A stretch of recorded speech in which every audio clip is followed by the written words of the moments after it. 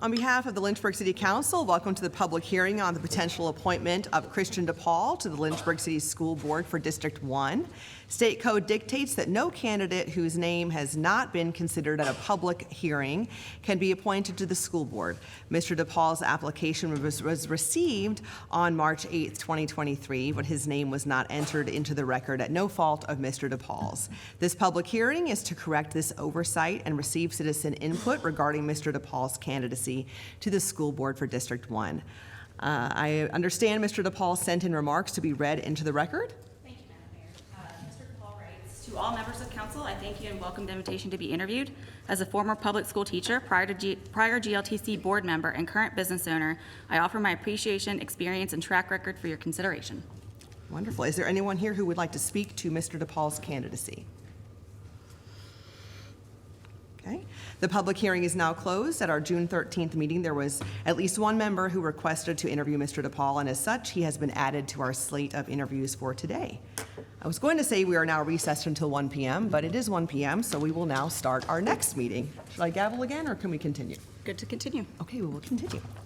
Welcome to the special called meeting of the Lynchburg City Council for the purpose of conducting our first slate of interviews for school board appointments or reappointments to vacancies that will exist June 30th, 2023 in school board districts 1, 2, and 3.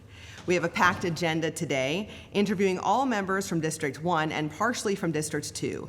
Due to the sheer number of qualified candidates, we will keep interviews to 30 minutes. Candidates, please keep your answers concise, and council members, please be prepared with your questions. I'll call on members in roll call fashion, starting with Councilmember Wilder. Let's limit our questions to 1 per round, with the goal of getting to at least 2 rounds. This is the first time that City Council has conducted these interviews in open session, and it's important to remember that this public meeting serves as a way to have open dialogue between candidates and council members. My expectation for audience members are to be mindful of this process while in council chamber, and as always, applause, cheers, or jeers are not permitted.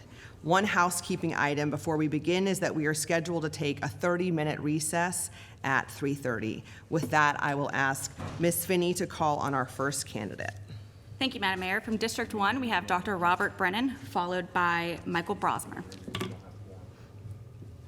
Yes, because you can act as you have before. Not if I walk out. I suppose if you walk out, we would have to. Well, others are on the way, so I'm gonna walk out so we don't have a quorum until they get here.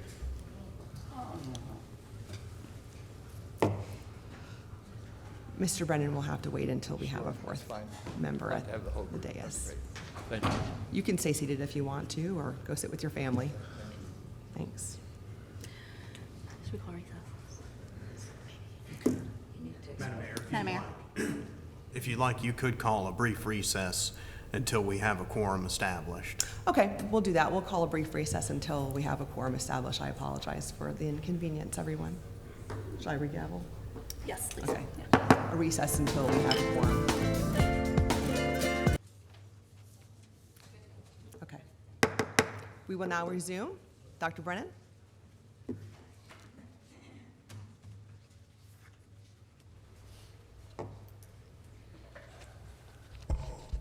Ms. Finney, did you need to say anything else before we started? This is for District 1, it's Dr. Brennan, and then followed by Michael Brosmer.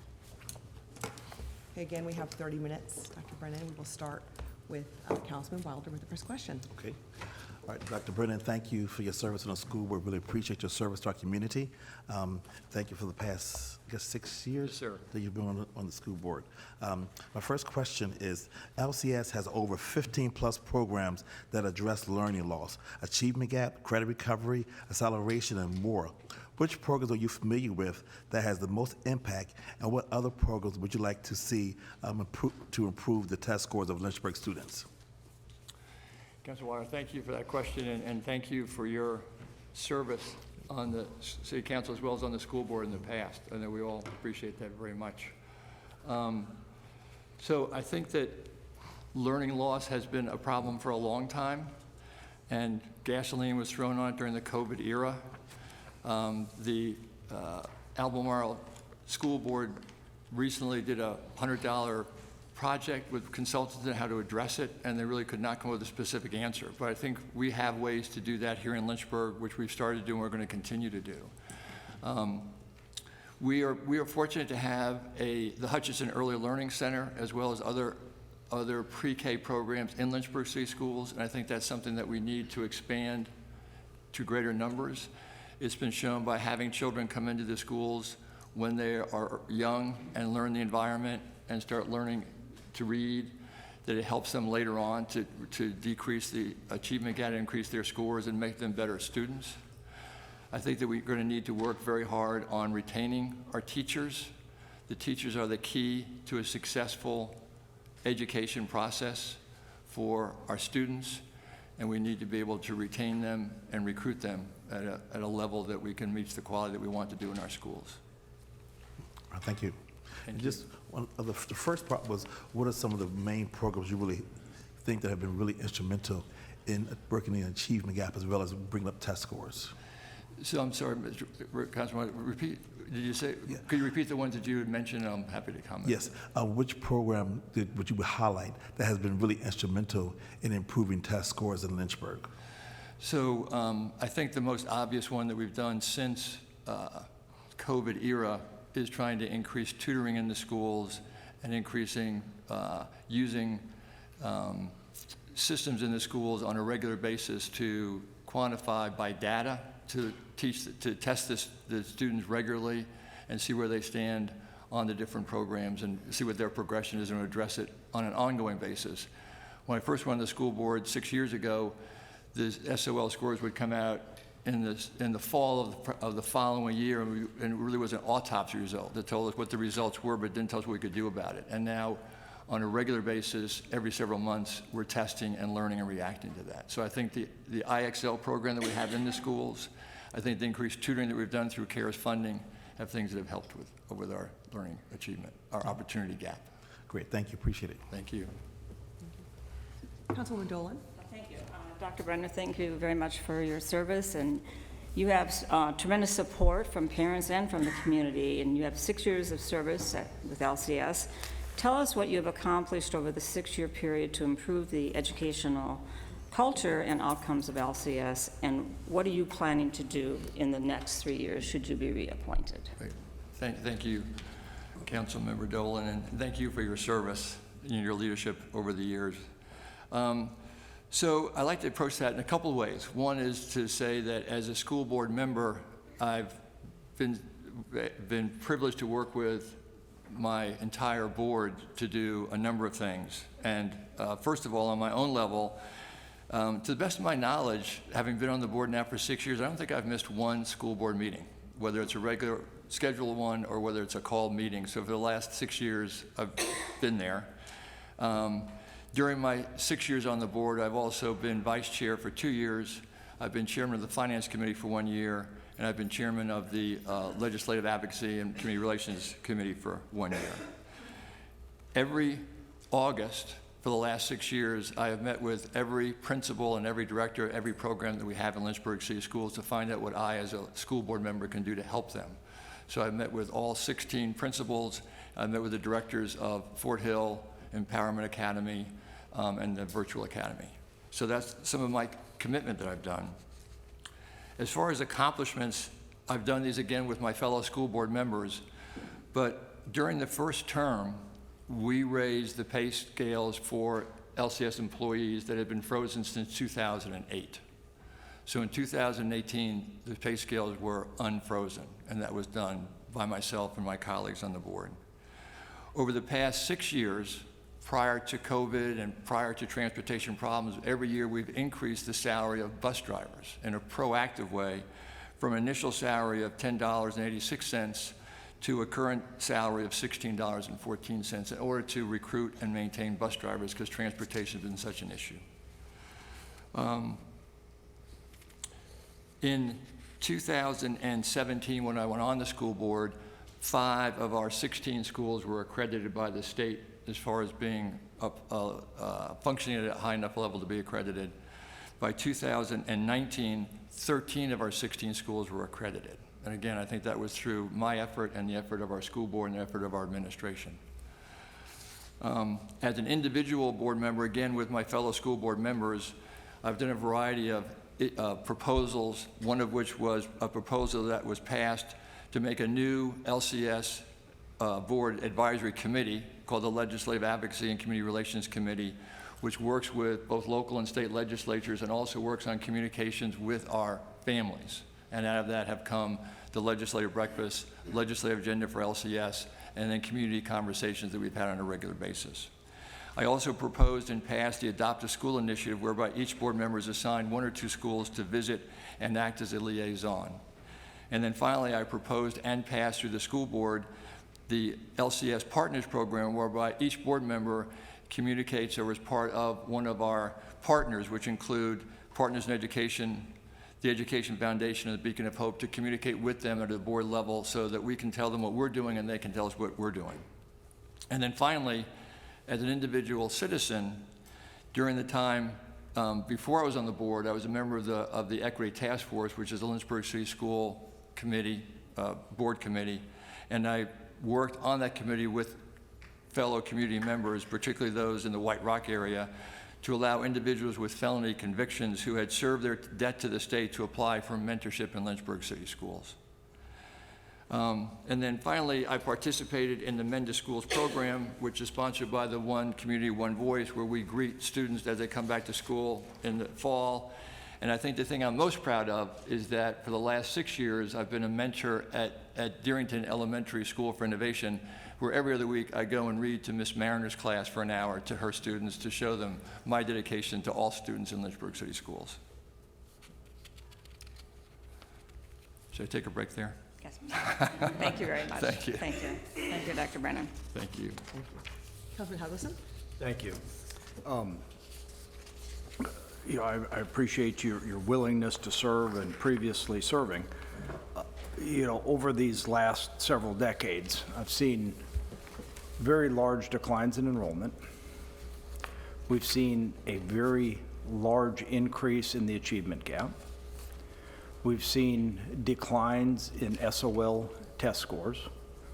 We've seen one of our high schools, one of the pinnacles in the country, down to like a 2 now on Zillow. We've seen discipline problems that teachers are saying enough.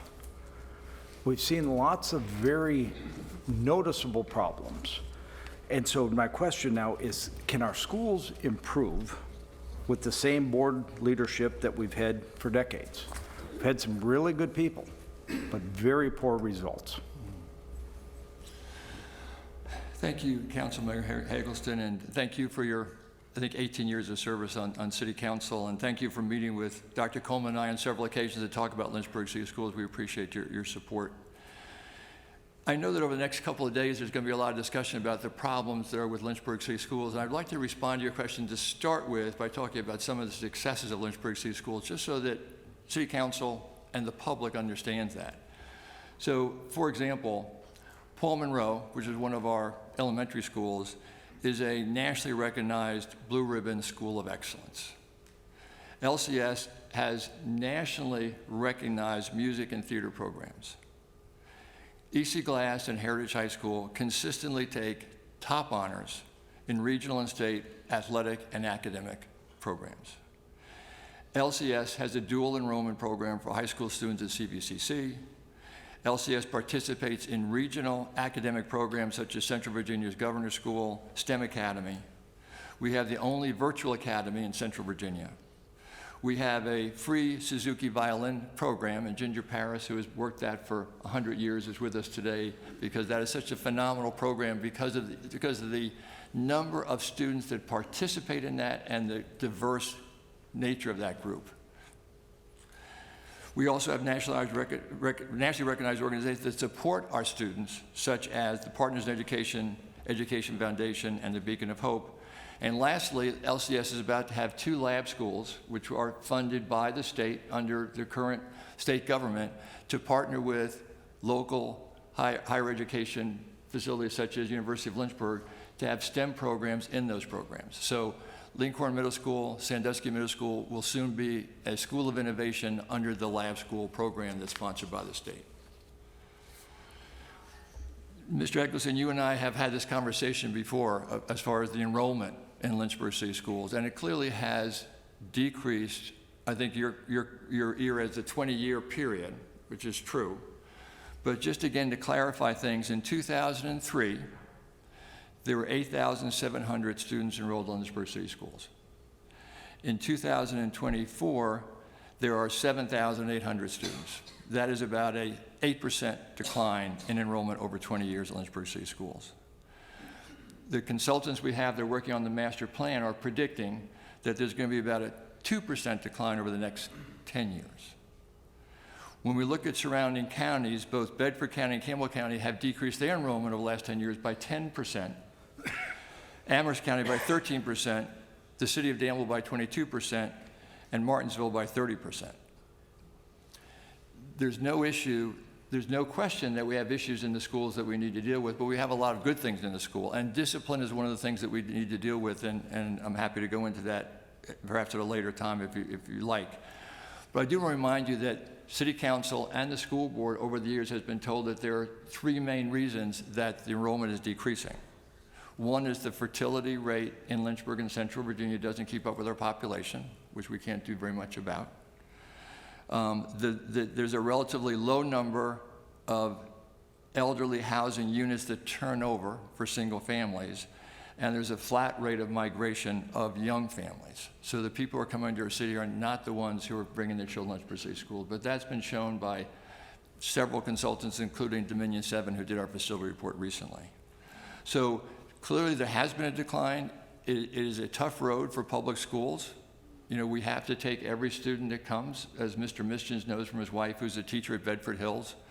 But I think we've actually done very well with the successes that we have, and I think we need to do better, and I think we can do better within the limitations of what we have in working with the city to try to meet some of those restrictions. So my question, if you can answer it, can our schools improve with the same board leadership that we've had for decades? I know you've touted some things that you don't think are bad, but do you think it's things are rosy, or do you think there are problems, and do you think that we can move forward with the same board leadership that we've had? Sure. So obviously I think we can do better because we always want to do better in Lynchburg City Schools, and we do have clearly room for improvement. I mentioned before the idea of having our pre-K programs and expanding those, which I think would help with our scores. Also, I think that... Just to interject on that with regarding your enrollment figures. 20 years ago, I mean, you're now including pre-K, pre-K 3, pre-K 4. So we've added a few different years in there. Correct. All the numbers I gave you excluded the pre-K programs. They're not included in the state numbers for enrollment. It's K through 12. I think the latest one was like 7482 or something, as opposed to the 7800 that you just touted. So in answer to your question, I think we can do better and should do better. And I mentioned the idea of teacher retention. I think we need to do better with that. As I think you all know, there's been a significant loss of LCS employees, support, and teachers the last several years for a variety of reasons. The latest numbers, just for your information, is that in last year, 2021-22, there were 393 LCS employees who left Lynchburg City Schools. And of those, 186 were teachers. This year, there also is a significant loss, although less. For 2022-23, as compared to 390 last year, there's a little more than 300, but still 139 teachers who are leaving, mostly because of resignations and not retirement. So we need to do better retaining our teachers. Is so important. And I won't reiterate what we talked about over the past several months as far as the budget, but I will say that as far as their salaries need to be appropriate, and we're trying to do that with the limitation that we have, but there also has to be respect for our teachers in the schools. I think that's very important, and I think that's been another repercussion of the COVID era. So those are two things we need to do. And then I also think another thing that we can do to help to make it better is to have talk about the idea of having a productivity salary for our teachers, where the teachers who are really showing that they are doing a better job academically get financially rewarded for that. That's been done in other districts and been shown to be beneficial. So I think we do need to do better. I think there are ways that we can do better, and I would like to be part of that. Thank you. We are at 16 minutes, so we need to keep moving along, because we've only gotten through 3 council members. Council member Missions? Thank you for your service to Lynchburg City Schools, Dr. Brennan, and Yes, sir. for your willingness to continue to serve. And I will commend you on doing an excellent job reading your prepared remarks. So I'm going to try to hit you with stuff that you're not going to be able to get to your prepared remarks with. Great. So a couple quick questions. Sure. We've seen throughout the country a lot of incidents where women, girls in girls sports, have been horrifically injured by allowing biological males to compete with women in women's sports. Will you protect women's sports and girls in Lynchburg City Schools? And will you prohibit biological males from being able to participate in girls' sports and expose themselves to girls in girls' locker rooms and restrooms? So the simple answer is yes, I will protect all students in Lynchburg City Schools, both male and female. And the second answer is that, as you know, we have a non-discrimination policy in Lynchburg City Schools, which is supported by the state, that says that we will not discriminate based on sex, gender, or sexual identity, race, religion, or in other manners. Will you adopt the governor's model policies? We have adopted, and we will continue to adopt whatever the Virginia Department of Education asks us to. So you have adopted the governor's model policies The model policies for, for the treatment of transgender students? so to my knowledge, the policy for transgender students has not yet come from the state. As you know, they made a proposal, and then they had public comments which were overwhelming, pro and con, and that the actual direction from the state has not yet been determined. So we're still using the policy which the current state legislature wants us to follow as far as non-discrimination. So if the governor's policy is finalized, will you adopt the governor's policy? That's what we have done in the past. We've done what the governor and the Virginia Department of Education suggests that we do, which is what we did with other areas also. Next question I have for you, and like I said, these will all be pretty quick. Sure. I'm reading an email that you sent to Mayor Dolan when she was the mayor on August 3rd, 2020, the same day that the COVID press conference was held. It said, "Mary Jane, thanks for holding the press conference today. I think that the information will have a significant impact on our discussion regarding reopening the schools tomorrow." Now, I think it's very clear that closing the schools was a mistake and it never should have happened. So the question that I have for you is simply, who led the charge? Because the emails and text messages, all which I have here, if you would like to see them, you should know because they were on your devices, what was said between you and the former mayor. Sure. Who led the charge to close the schools? Was that you or was that Mayor Dolan? I love that question. First of all, I have to say that I don't do Facebook, so I'm not aware. I've heard the conversation. I'm not aware of all the details, but I'm happy to answer that. As you know, I'm an infectious disease physician. I've been practicing infectious disease for 40 years. Initially, I was involved in the AIDS epidemic, and then I was involved in the influenza pandemic, and most recently in the COVID pandemic. And the COVID pandemic was a devastating problem for many people who died, more than 1 million people in the United States who died, a terrible problem for our economy, a devastating problem for our schools. And I will say right up front that I think if we know now what we knew back 2 years ago, we would have closed the schools, but we would not have kept them closed for as long as they were closed. It was a mistake to do that. I will also say, directly related to your comment and what this comment has been, is that as an infectious disease physician, as I realized what was happening throughout the state and in our community, I called Mayor Dolan, which is the first time I have ever called a city council member, to say, as an infectious disease physician, I think we need to educate the community of what is going on, what the risks are to our community, and that we need to follow guidelines that are being put out rapidly. There was no conversation about closing the schools. There was a resulting press conference that occurred that someone from the public health department, someone from the police department, someone from the city and the schools came and talked about how devastating this could be. And I'll end by saying, I don't know what the value or why I would want to close the schools, or Mayor Dolan would want to close the schools. I think anyone that believes that is incorrect.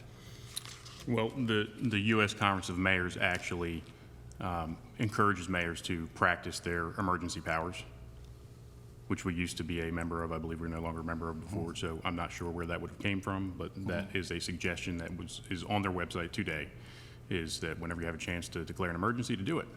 So I don't know where that suggestion would have came from, but I don't think it's the way that the new city council is going to operate. Thank you for your time. Thank you. Dr. Brennan, my apologies, and to everyone, my apologies. Friendly note, it is easier to drive your car when it's not locked in your house. Sorry. Again, thank you for your service and continuation of desire to serve the city. I would like to offer this point of data I was frantically trying to put together. So I do thank Councilmember Missions for at least the time he offered to, I think, find the data. You cite the fertility study as the reason in declined enrollment. And while that may be a logical approach, I don't believe that's the reason. By doing a quick data search, you're able to see how in 2010, now obviously the populations have changed slightly. The city's grown since then, but in 2010, 27.1% of the city was ages 0 to 19. And in 2021, the ages of 0 to 19 were 26.6. Now, obviously, 0 to 4 and the age of 19 and most of 18 don't fall into the category of student, but I would argue that 1% delta is not telling me that age or fertility is the reason we're losing students. I think it's because we're not competitive enough in the type of graduate we're offering. So my question was going to be slightly related to Ms. Dolan and Councilmember Helgeson as to the success of the student. If you look on a broad basis, and I'm sorry for providing the context, oftentimes when I'm asking about either declining enrollment or what I'm more interested in, which is the graduation rate, are we graduating our students? I'm cited as, well, you're comparing us to the county. So I specifically went to the bulk of Virginia First cities, the cities that we relate to the most, have an urban environment, have an older infrastructure, similar makeup as us. The graduation rate in Charlottesville is 93. Harrisonburg is 85, Newport News is 95.8, Petersburg is 85.7, Roanoke is 87, Stanton is actually 90, and Lynchburg is at 80.1. So my question is, why should I reappoint you if in the last 6 years we've seen a decline in the graduation rate, and there is a logic to be applied of the quality of student that is coming out of our school system. Coupled with that, we're seeing an increase in parents choosing to find an alternative to education. How do you marry the two and make LCS the obvious choice for all parents to choose? Because I don't believe we're there. Right. And I would agree we're not there yet either. So I agree with you. I think that when I've looked at data comparing our SOL scores, our other issues to similar cities, I found that we're pretty similar. So I'm a little surprised that that number is so different. But I will say that there's current data that shows that the increased absenteeism in our schools is highest in the elementary grades, particularly kindergarten and first grade. So when you look at the numbers of students that are chronically absent, it's kindergarten, first grade, and second grade. And that isn't because the child is not getting up and getting dressed and getting on the bus. It's because the family has to step up and help with that. And it may be because they can't, because of their jobs, that they're not there in the morning to help them. But my point is, I think that the school board and the city need to work together to help our families, help the schools be successful. Can you speak a little bit more directly to why you should be reappointed if the graduation rate has continued to decline in your 6 years on the school board?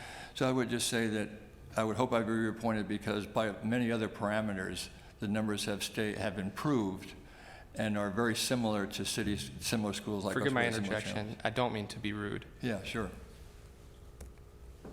If the goal is to graduate students and the graduation rate continues to decline, I struggle to see the correlation of, but look at all these other areas. Frankly, I'm not the best test taker, so like, Yeah, I could believe that. I'd be embarrassed to say what Yeah. I got on the SAT. Right. But I appreciate what you're saying. Yeah. I understand your point, and I truly don't mean to be rude. But if I'm Right. looking at what's the one thing we must be good at, it's to graduate students. And I would agree with that, and I would say that we will make that better. Again, I've not seen that number before, and I'm surprised. But I'll also say there's a lot of other things we need to be good at with our students, as far as career tech education and just trying to make them better citizens. There are other things we need to look at. So yes, I would agree with you completely, that if I was reappointed to the school board, I would work on getting the graduation rate up, because that's important. But I'd also work on other areas too. Thank you. Okay, we just have a few minutes left, so I'll ask you this. You've already made one reference to it, but during your 6 years, reflecting back, is there anything else that you might have done differently? Any changes that you would have made? I think that, obviously the biggest thing over the past 6 years was COVID. And I will say up front that I think if we knew now what we knew then, to not have the schools be closed for the length they were. Now again, the school board and city council did not decide when the schools would be closed and when they're open. That was a government legislative action by the government to say, you're closed on March 13th, 2020. You can reopen in the fall, but you need to reopen in a hybrid environment, and you have to have students 6 feet apart in the buses and all those things.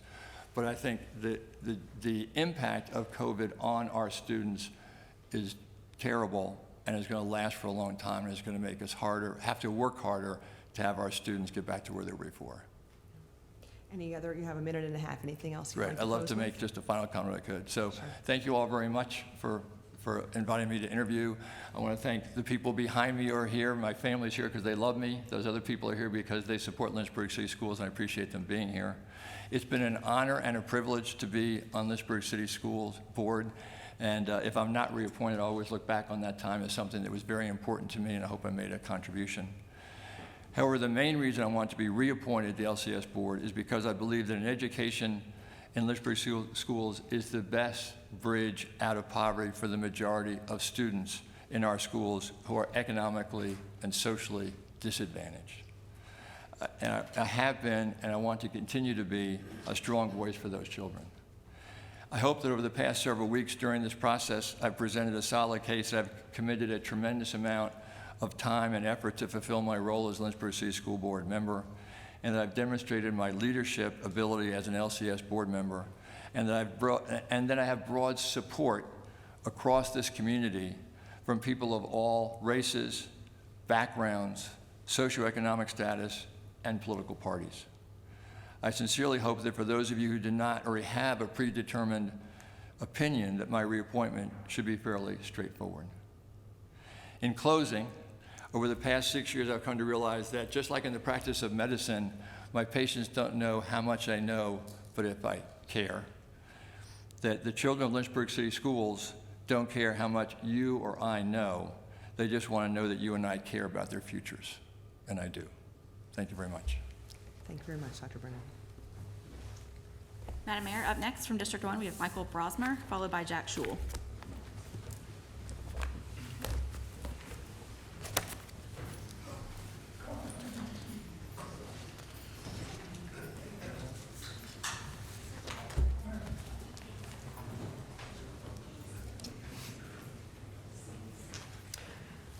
Hello, Mr. Bosmer, how are you? Doing very well, thank you. Wonderful. Okay. Dr. Wilder, go ahead. Thank you so much for coming today and volunteering your service for our school board. Question I have is, Lynchburg City Schools has over 15-plus programs that address learning loss, achievement gap, credit recovery, acceleration, and more programs of that nature. Which programs are you familiar with, and what has had the most impact in improving test scores in our community, and what would you like to see done to improve our test scores more? Sure, thank you once again, Dr. Wilder. I appreciate your service to the city and the council. First off, I'm a parent of a special education student in the city of Lynchburg as well.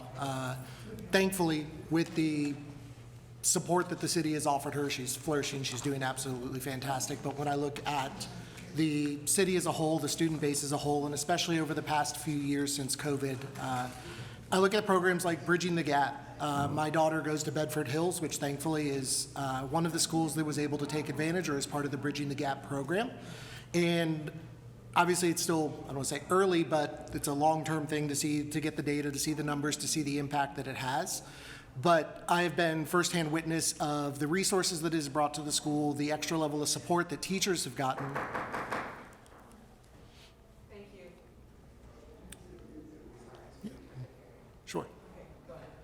So yeah, I've been able to see the extra resources that the Bridging the Gap program has brought Bedford Hills, and I've been able to see some of the increases in my own daughter's performance in that school, as well as her classmates and other students that have been able to take advantage of the extra resources that is brought. And I'd like to see programs like that increase not only obviously at her school, but throughout the city as well. I would like to have all students be able to have that same advantage that she thankfully has thanks to those resources. Beyond that, the number one thing that I think can have the biggest impact on students is having more personalized learning plans across the board. Every single student is different. Every single student has different needs, and every single family has different needs and the support that they need. And the better that teachers, support staff, administration can understand the needs of those individuals, the better that they can support those individuals that then turn into classes, that then turn into schools, that then turn into communities. Great, thank you. If selected, what would be your vision for the next 10 years for the public school system? Thank you, very good question. As a parent, it's getting better connected with the community, getting better connected with the parents. As we heard with Dr. Brennan, and I'm sure there'll be further questions about, attendance is a huge issue. It's one of the absolute number one barriers to graduation rates, to test scores, to proper nutrition, to making sure children get fed every single day. I would love to partner with council, with other departments in the city to increase and really reduce the barriers to getting to school on time consistently. I know that there have just been some updates to bus schedules that make that more accessible through technology, and ensuring that students that don't consistently get to school have a backup plan ahead of time before it becomes an issue, so that we can ensure that they're able to get to school consistently. One of the students that lives around the corner from my daughter and I see that student and that mom running to the bus almost every single day. And there's not a whole lot that I can do. I've spoken to her. I've offered, been like, do you need us to walk down and help make sure they get there? But that's just not there. They don't have the resources to consistently get their child to a bus stop that's 2.5 blocks from their house. And I'm not sure what the root cause of that is. Obviously something, whether it be job, whether it be home issues, whatever's going on there, but identifying those issues and working with all of the resources that the city has to ensure that children are able to get there consistently, that the children are not stressed about, how am I going to get to school? Am I going to get to school on time?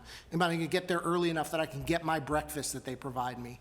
I was a child that grew up in a very low socioeconomic house, and that school breakfast was essential to me being able to learn every single day.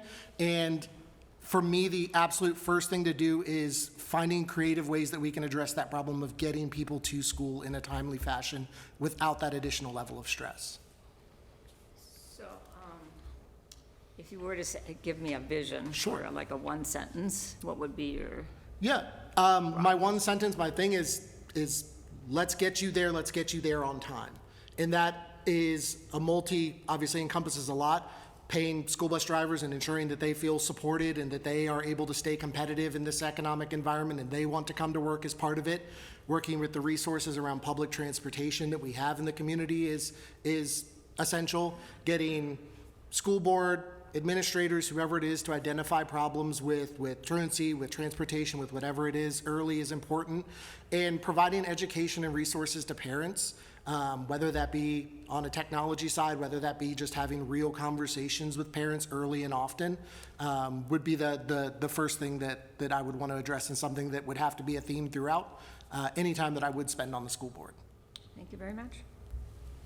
Councilman Helgeson? How do you feel about having strict punishments for bad attitudes bad behavior and poor performance? Sure, great question. Thank you, Councilman Heckelson. Children, people need to know the consequences upfront and early. There needs to be no kind of black and white, gray area. Whatever the consequence of behavior needs to be understood. I know when I was in school, and honestly, if I probably went and asked my third grader, about to be third grader, what's the consequence of doing this? She'd probably say, I don't know. So we have children across the age range that don't know what the consequence is. So I fully support having clear cut, this happens, this happens, this happens, this happens, reason, record, and circumstance, notwithstanding. There's exceptions, there's things that go on. But I fully support having very clear, very transparent cause and effect. So not just the clarity of it, but my question is with regarding the strictness of it, the strictness of the punishments for lack of respect, for fighting in schools, for lots of different things, the punishments. Yeah, to be completely honest, I don't think I could say, yes, I support a strict punishment, because I think you and I might have different definitions of it.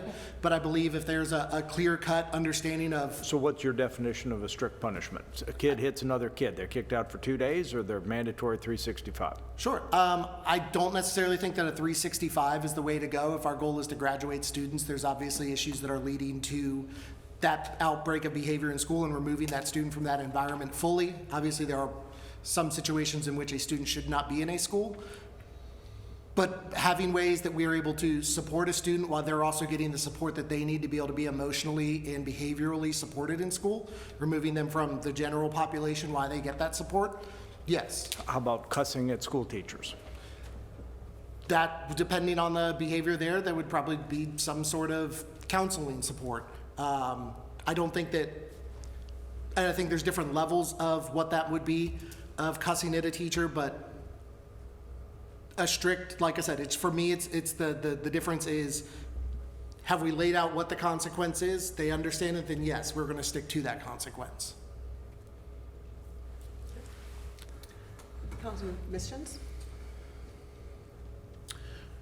You familiar with the app Discord? Yes, Do you use it yes, under the name Why Hello Michael? yes. All right. But I also don't feel that pass this these along. question is needed. Well, I have the floor. Does Chris, Vice Mayor Feraldi, if you can pass those along. It's very relevant. Okay, so. These are, I have the floor. I'll ask you to respond when it's appropriate.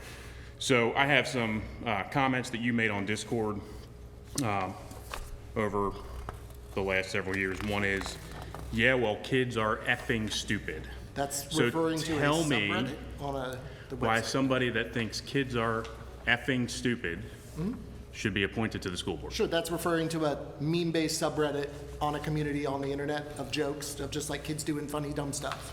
Okay, so yesterday, weirdest outdoor toilets I've ever seen, but I'll make it work, which would mean you would be defecating on the I don't police believe this is support flag. relevant.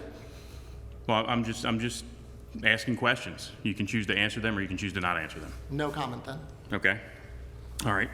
On June 5th, which is fairly recent, happy Ronald Reagan death anniversary. Do you think that it's appropriate to celebrate the death of a president of the United States? No comment. Okay. A acronym, ACAB, I'm sure you're familiar with it, stands for All Cops Are, and there's something that I can't say that the B stands for. Do you have any comment about that? No. Okay. And then another comment from you that says, also, you can't be racist towards white people, so I do support humiliating white people. True, that, no comment related to the school board, this interview.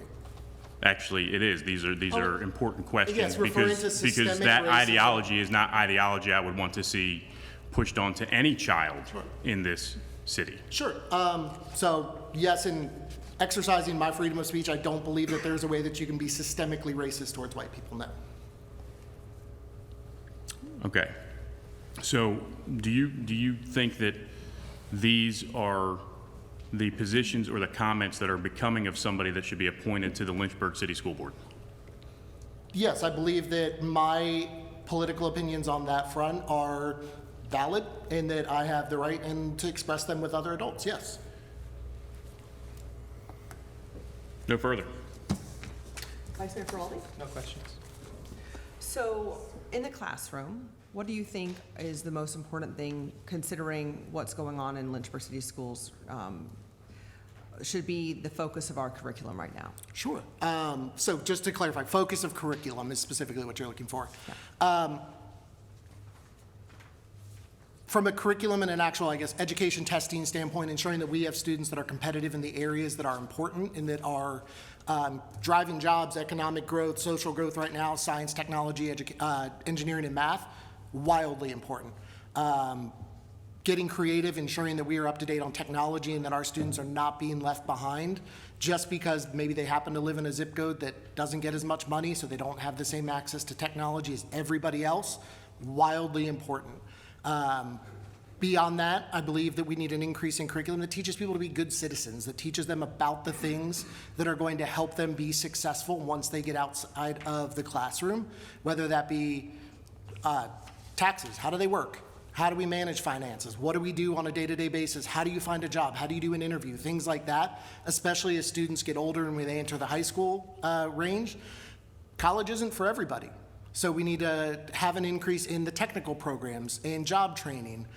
We need to give kids alternate paths to see that them staying in high school is worth the time of staying in high school, that it can be an investment in their future, regardless of if they choose to go to college or not, and that they have access to just as much resources as somebody that does choose that they would like to go to college.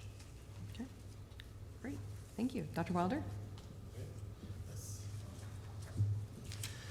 Yes, I have served on the school board for 9 years and city council for 7, and I'm the only current city council member that attended Lynchburg City Schools. And I'm also from Lynchburg. The current political climate in our city and community has never been this low, in my opinion. What will you bring to the table to bring more unity to the relationship with LCS and city council? Sure.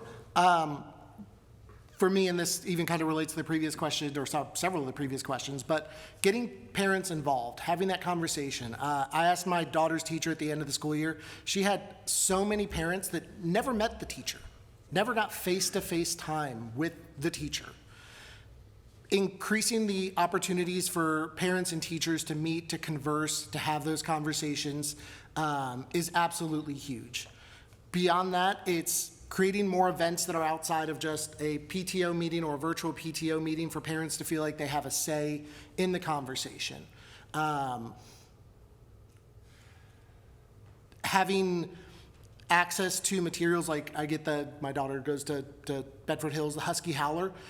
It's random when it comes out. I feel like quite often I don't know what's going on until day before, things like that. So just increasing the ways that administration, and then from administration down to teachers and teachers up to administrators and even outside of the building, are able to interact with parents on a regular basis and ensure that they're fully aware of what's going on in their classroom, in their school, and in their community. Beyond that, I use the example of my daughter's in summer school right now at Sheffield. We didn't know, I didn't know her teacher name until day 2 of summer school. Didn't know how to pick her up, drop her off, anything like that. And for me, I have a special needs daughter who is not good at communication. It was terrifying for me. I almost decided I'm not gonna send her to summer school because I don't know. Having parents that don't know the teacher that their student's in front of when it's an organized school year, much less a summer school program, is scary to a parent. It made me, as I am a very involved parent in my daughter's school and in my daughter's life, made me nervous to send her to school for herself, and that's not something that a parent should ever have to think of or face in raising their child and sending them to a Lynchburg City school. I still have had 0 communication from my daughter's summer school. We're in the 2nd week, not once. Don't know what she's learning, know her teacher's name, don't know anything else. We don't get anything sent home, we don't get emails, we don't get any communications, and that's scary. Thank you. Councilwoman Dolan? Thank you. The school board's primary responsibilities are to set policy, hire, evaluate, and hold accountable the superintendent, and adopt and oversee the annual budget. What does that look like to you? Sure. For me, understanding the annual budget, holding the superintendent accountable, being involved in that process means, to put it simply, getting your hands dirty, digging in, really trying to understand the nuts and bolts, the meat and the potatoes, everything that goes into that. I like to consider myself a fairly active citizen of the city of Lynchburg, and it's still confusing to me, but it's having conversations with the folks that are the experts, asking questions even when you think you understand something, to ensure that you understand something, and relying on the experts that have been around for a while. I'm a firm believer that there is change that is needed in the school board, and if we want to reach the goal of having Lynchburg be a great place to live, work, and play in the next 10 years and beyond that, really need to just truly understand the impact that it has and have a holistic view longer than 3 years, 6 years, 10 years of what is an investment that we make today, what does the impact of that have a decade from now, 2 decades from now, 3 decades from now. I believe that we are in a difficult time economically with a lot of different things going on, and we need to be able to be creative and prioritize. What is the most important things? What are the things that are going to drive graduation rates? What are the things that are going to drive getting students to school? And really focus on those things. Thank you. Councilor Hutchinson? No? Councilor questions? Vice Mayor? No questions. So I know that you worked on the, sort of on the Youth Services Board, and you mentioned barriers earlier, so I'm curious, and I know you mentioned transportation being a barrier, and I've spent some time in a lot of the schools over the last few months talking to teachers about other barriers. I'd like you to elaborate on some of the other barriers that you know our students deal with as to what is also a cause of some of our lower test scores that I know I've learned a lot about in the last few months. Would you mind sharing some of those things? Yeah, definitely.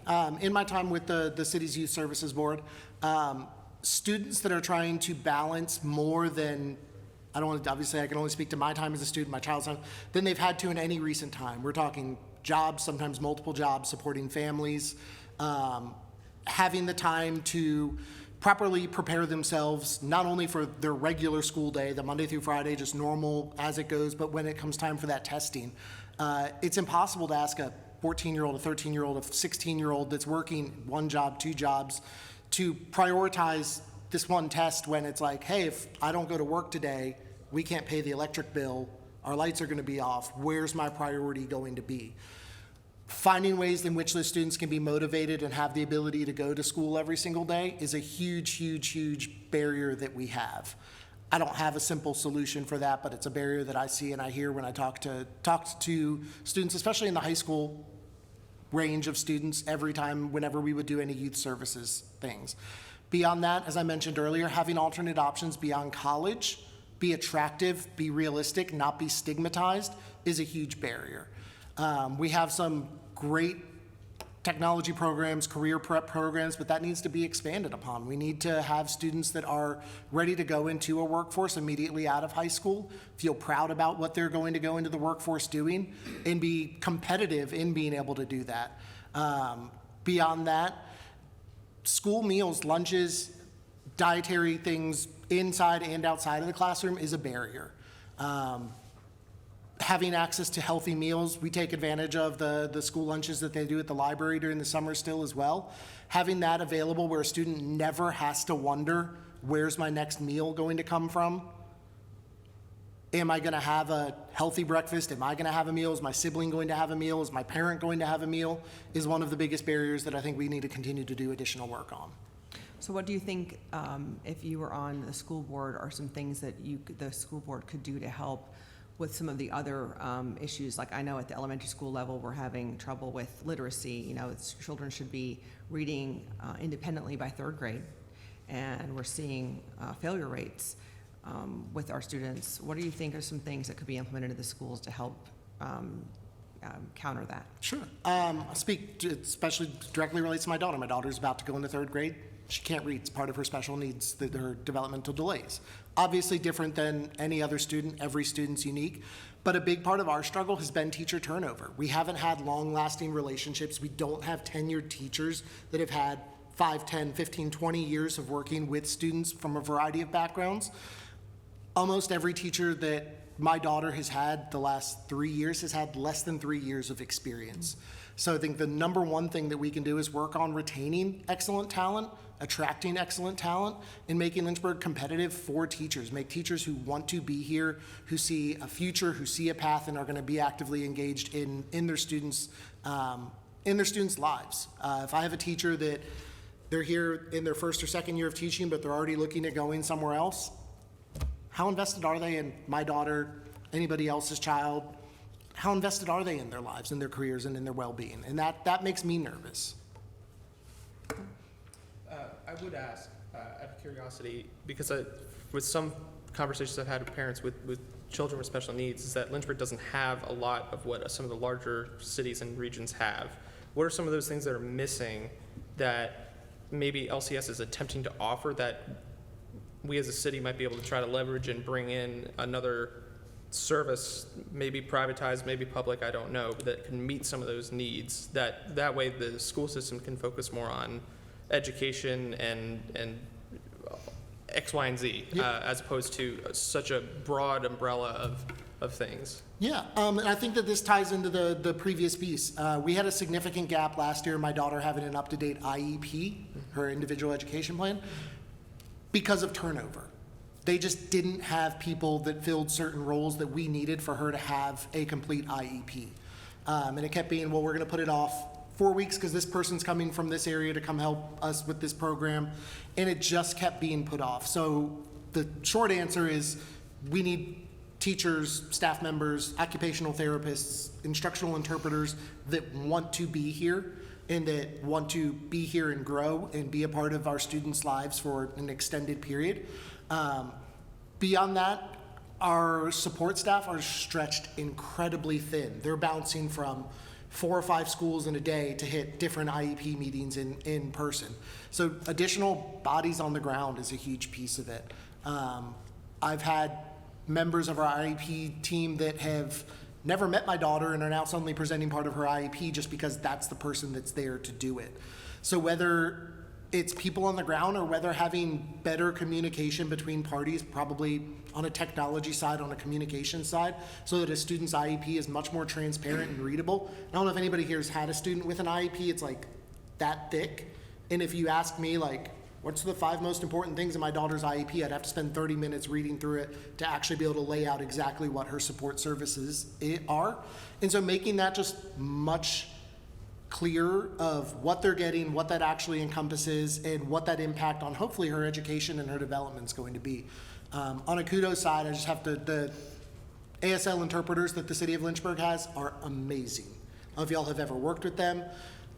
Specifically, I can speak to Mr. Michael Holmes, who's my daughter's ASL interpreter that she works with every single day, has been phenomenal. My daughter would not be anywhere near where she is in her education if not for that man. That's wonderful to hear. Any additional questions for any council members? No? Do you have any closing remarks? I just want to thank everybody here for the opportunity to speak. I know that I'm not the most experienced person here. I know that I'm not the most experienced person that will speak over the next 3 days, 2 days, however long it is. But I'm incredibly passionate not only about my child's experience, but my community's experience. I moved to the city of Lynchburg 8 years ago, had the opportunity to do Citizens Academy shortly after that, which was nothing like anything I'd ever experienced anywhere else.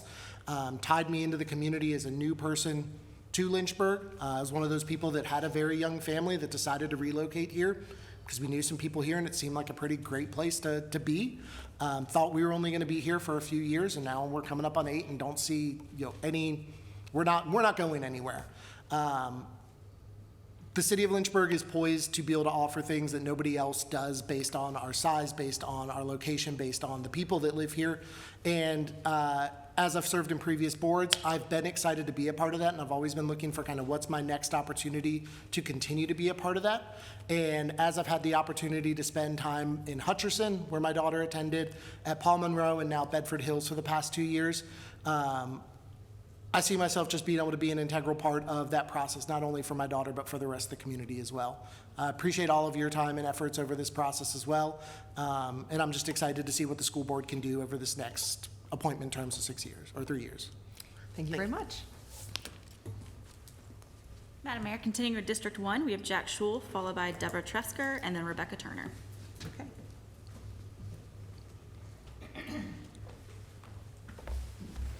Hello, Mr. Schul. Hello, thank you. Thank you for joining us today. Start with Dr. Wilder. Thank you for your willingness to serve in our school board. Appreciate it. LCS has 15-plus programs that address learning loss and achievement gap, as well as credit recovery, acceleration, and more programs to help improve test scores. Which program are you most familiar with that has had the most impact? And if you were elected to the school board, what programs would you do to encourage which programs would you like to see initiated to improve test scores in our school system? Okay, you said there was 15 programs there's that address learning loss? Yeah, there's 15-plus programs that address learning loss and achievement gap that they have in our school system. There's various programs that offer to address learning loss and achievement gap. So which program are you most familiar with that has the greatest impact, and what would you like to see done to improve test scores in our school system?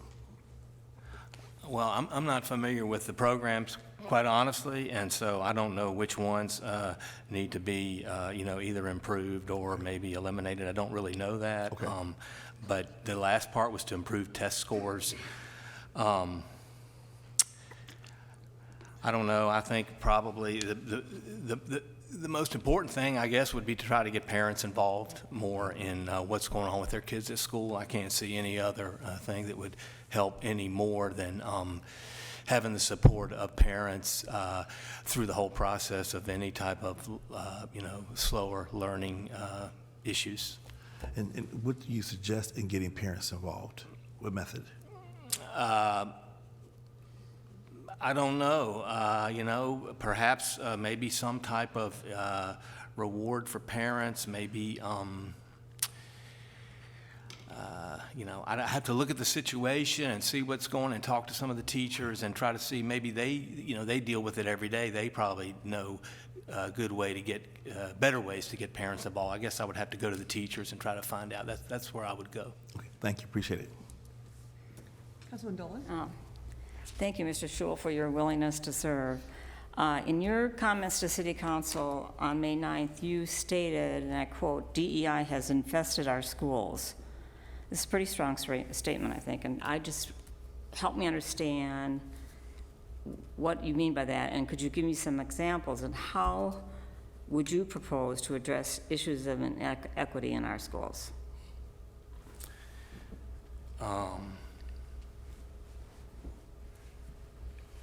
Okay, well, to answer the first question, I am aware that probably this month, I think there are maybe flags up in some classrooms that don't represent everybody. I understand. I haven't seen them myself, but from good authority, I understand there may be pride flags in classrooms. And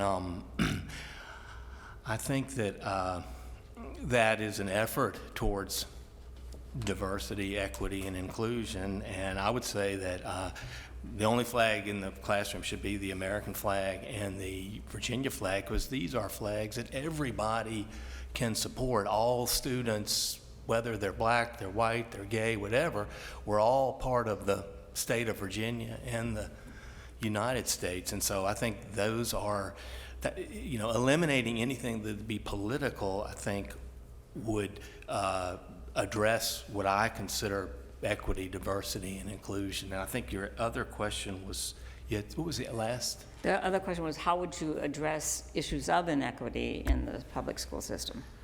Well, I know from the report I read that the city schools actually don't need to address it too much, because we are in the top 1% in diversity for the schools. And I kind of put those all in the same category. That was something that was online. You can find it online. We're in the top 1%. Well, I think diversity and inequity are two different things. Okay, well, I understand that. I feel like they're sort of, and when you say inequity, I'm not sure what exactly would you mean by inequity as far as learning? I'm not being interviewed. You No, are, I understand. So I'm talking about access. Access? Yeah. Okay. I don't have an answer for that. Thank you. Councilman Helgeson? We've seen lots of things. I know you went to EC Glass, very different than it was back then. Do you think our schools can improve with the same board leadership that we've had for decades? There have been some really good people, but very poor results. I mean, I think that it all starts at the top, which would be the board. And so, the board is I assume the board appoints the chairperson of the city schools, the superintendent. Yeah, so obviously, as I said in my remarks in May, we were low in a lot of testing, and I just feel like we need to look at the leadership, and that's where changes should be made. So it would be pretty hard to improve with the same leadership, and, yeah. Yeah. Yep, thank you. Councilman Missions? I think my question was just answered, but I can come up with something similar. And equity, just so you know, that means equal outcomes. And that's what that means. I don't believe that the government can force outcomes. That's not the job of government to do. So I'm probably going to butcher this quote. A dear friend of mine always reminds me that systems are aligned for the results that we end up with. Okay? So our school system has been on the decline when it comes to results for many years. So the question that I have for you about that is if the systems are aligned, and in order to realign those systems, it's going to take tough decisions regarding personnel appointed by the school board. Are you prepared to make those decisions to make sure we get the results that we need with children graduating on time, reading on level, doing math on level, and all of those things? The things that we should be focusing on with the school system, the academics. Are you prepared to do that? Yes. I mean, sort of follows from what Councilman Helgeson said. You said the system is aligned for the results that we receive, and I guess that's pretty obvious because the results that we have right now at the system is, if it's aligned for what we want, which is lower, then, I guess it's doing a good job, but it doesn't seem to be. And, I think that I am, as you asked, I am prepared to work with the other members of the school board to make the necessary changes so we can have a system that gives us the results that we want. But I also understand that, I'm just one person, and, if I can move the ball in a certain direction, that's better than it is right now. And I think that if staff has been given a certain directive on how we're supposed to be operating, if we're going to change that directive, we probably should give the staff an opportunity to make changes, and if they're not able to do that, then we have to make changes. And then following up on that,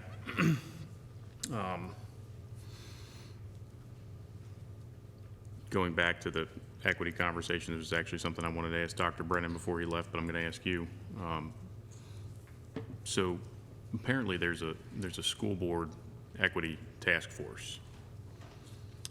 Now, I don't believe that equity is the primary function of a school system, but there is no academic task force at the school board level. Do you think that that's concerning, that there's not a focus for academics, that there's actually special task forces to focus on other things and not task forces to focus on what we really need to do, which is the academics first students? Yeah, that was what I said in my remarks in May, which was I felt that, equity is, as, I didn't quite understand what she was saying, but yeah, it's equality of outcome. And, for that to be part of the school's mission, I think is misguided. And, we could trade one for one. You could trade more of a task force on, improving, reading as opposed to improving equity. So, yeah. Thank you. Vice Mayor Feraldi? I think I'll say it to you, and with the hopes that folks who are also applying for the same seat and other seats might pick up on where I'm going with this. So forgive me for going this direction. I think what I will be asking about, in years past, I've asked about a little bit over here, a little bit over here, variety of issues. And I think by stating this for you and hopefully for everybody else, my focus is laser honed in on academics and getting these folks prepared for life. So when I say the only equity I want, if equity is defined by equality of outcomes, the equity I want to focus on is graduation. I mean, that's the outcome I want. I want our kids to graduate. And so when I say I'm focusing on academics, when I'm focusing on the how we get there and what you as a potential candidate and others may ask or submit as with your application is, I'm focused on the academic piece, the education, more than anything else. So I'll ask the same question I asked you, Dr. Brennan. If you were here, you'd heard it. I'm not sure if you'd walked in at the time. So ultimately, when you look at, when I'm asking questions or have in the past about where Lynchburg stands from a graduation rate standard, oftentimes we're looking at Bedford County or Campbell, and rightfully so, they're a neighbor. They're right next door, and oftentimes I'm not criticized, but the question is criticized. Well, no, you should be looking at localities that are much more similar, urban settings that have a higher need. And there is some logic to that question. So I pulled the data from similar localities, and now I can't seem to find it. The point is this, that if Charlottesville's graduation rate is 93, Harrisonburg is 85, Newport News is 95.8, Petersburg is 85, Roanoke is 87, Stanton is 90, and Lynchburg is 80.1. How will you as a school board appointee prioritize and focus on the academics of our kids in the Lynchburg City public school system to get them to pass graduation and increase that rate? I mean, I don't know enough about the operations of individual schools and the different people that are involved in the administration, but as I said earlier, I mean, it all starts at the top, and if we don't have a superintendent who is laser focused on graduation rates and testing, then we're not going to have very good graduation rates or very good testing. So, I mean, all I can say is that I think it's a matter of the people who are put into the jobs to get the job that we want. Yeah, so if I may, what I'm hearing you say, and correct me if I'm wrong, what I'm hearing you say is it's on the school board to set the vision and the number one goal, and then everything filters through that. Absolutely, and I think that I would put the responsibility of the failure of the schools on the school board, because they're the people who hire the superintendent, and they're involved in the curriculum and everything like that. So, if the school board, if the schools are failing, I would say that it would be ultimately the responsibility of the school board. Yeah, in conclusion with the question, I would respectfully say then it's actually on council, because we're the one who appoint you guys. And so, okay, I'll give that to you. You can have that. But the question is answered, and I thank you for it. So one of the things I've noticed is that we can talk about graduation rates, which are obviously super important, and we've seen graduates come out of our schools who are ill-equipped for life. And I ask myself, how did this happen? How did we get some kids graduating from our schools who don't know some of the really basic things, math and reading, that they should just be able to have mastered to be able to just have basic jobs here, much less anything beyond that. And so I've, looked, kind of delved into some things, and I think it goes deeper into some of the things we've talked to already today, really foundationally. Where are these kids struggling from the foundations of some of these academic cores? If we're having trouble mastering reading by third grade, then these kids are going to always struggle from that point on. If they're struggling out of the gate, kindergarten, first grade, second grade, they're going to be struggling for the rest of their academic career. And so one of the things I would be curious to hear your answer about is, from the school board's role, So we've heard things about high teacher turnover. Obviously, low test scores are happening if we're having students that are having trouble mastering things at a lower level. And again, if you follow the trend, if they can't master it young, they're never going to be able to master it as they move up the grade levels. So I'd be interested to see what your thoughts are on SOLs and also on advancing students who are just not ready for the next grade. Because my opinion as a mother of four, moving kids up when they're not ready does them a disservice. And I do not believe that our students, our school board, or even our superintendent are thrilled that our test scores are as low as they are. I do think they want success for our students. They want them to have mastered these core subjects. But there's something going on as to why our kids aren't, a lot of our students are not able to do that. So what are your thoughts on that? So the main question is why are they not mastering, or they're starting out behind. Right. So and then when they get to the upper grades, they're not passing or they're not. Right. So foundationally, we're seeing our students struggling from the get-go in a lot of these schools. They're struggling from kindergarten, first, second, which is why they're not literate by third grade. So we can't expect them to master anything beyond that. Which would make sense as to why we're seeing, low graduation rates in a sense with these kids. So what, from the school board's perspective, can be done to help combat that? Everything that I've ever heard and read about kids who do well in school is that their parents read to them when they're little. I mean, and I don't know how to achieve that. I don't know where that starts, and I know it starts in the home. But if the parents don't read to their kids, they're not going to be able to, have the understanding or be able to do the work. I mean, I think that's like the most important thing, and that's not a good answer because I don't know what the school board can do about that. But maybe. I don't know what kind of remedial offerings there are in the schools and how important that is in day-to-day for kids that are not keeping up. And I guess that would be something that would be, that I would think we would focus more on, remedial learning and reading. Yeah, I think where I guess I was going was programs, maybe thoughts, or you were a teacher, obviously, so anything in your experience that you think that might be something that the school board or curriculum ideas that might be outside of, obviously, the school board can't change, like you said, what happens in the home. And of course, we know there are a lot of students that can't help what's happening in their home if they don't have parents that are active. So any thoughts or ideas or creative strategies that you have in place that you think of?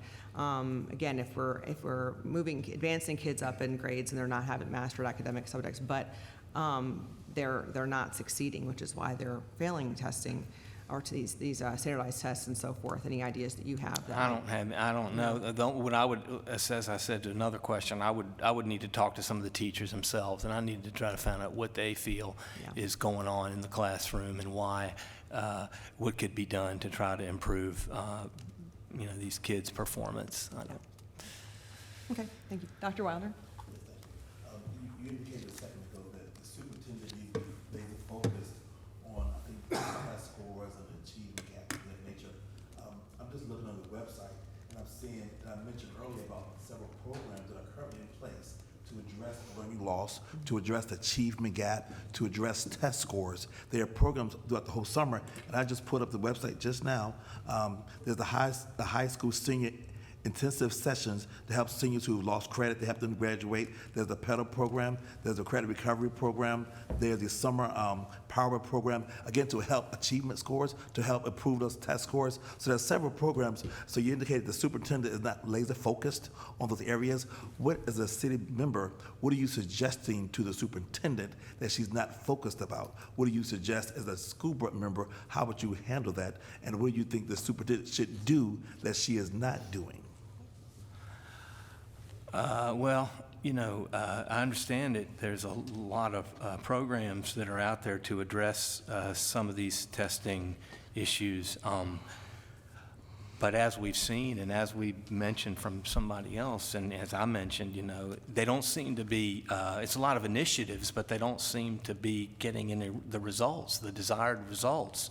And, I don't know why they're not getting the desired results. Maybe, again, you have to talk to the people that are administering these programs and see what the participation is and all that. And so all I can say is that what seems to be happening in the schools now and what the superintendent seems to be working on is not achieving the results that we want to get to, and so we need to see what kind of changes can be made. I don't know what those changes are right now. I don't, because but I'm a quick study, and I think that we can figure it out together. Stop. Go ahead. Yes, thank you. Thank you. Councilman Dolan? Well, there's no point in my asking my question because you just said you don't know. So I got to find another question I want to ask you. I'll move on to you. Okay. And while she's thinking, I can ask a question. Okay, go ahead. You were a lifelong resident of Lynchburg. You graduated from EC Glass in '76. I think at that time there's like 800 some kids in your class. That's when the city population was about 60,000. Now we're over 82,000. We got like 300 that graduated from Glass and a few hundred from Heritage. Glass at that time when you were there was the tops in the country. Now you look at Zillow and you see that there's a 2 out of 10, and that affects property values. That affects lots of things. Maybe you can comment. I imagine it's kind of sad for you, but also you're putting your name forward to make changes. How do you feel about that, such a drastic change from when you were a high school student to today? Well, of course, it's sad. It's embarrassing. We can do better. Maybe we can do better with the people that we have. I don't know. But we have to do better, and we owe it to the kids, and we owe it to the parents, and we owe it to our community. And I wouldn't be here if I didn't think we could make improvements. And so I just think, as I told Councilman Wilder, we can work together. We need to try to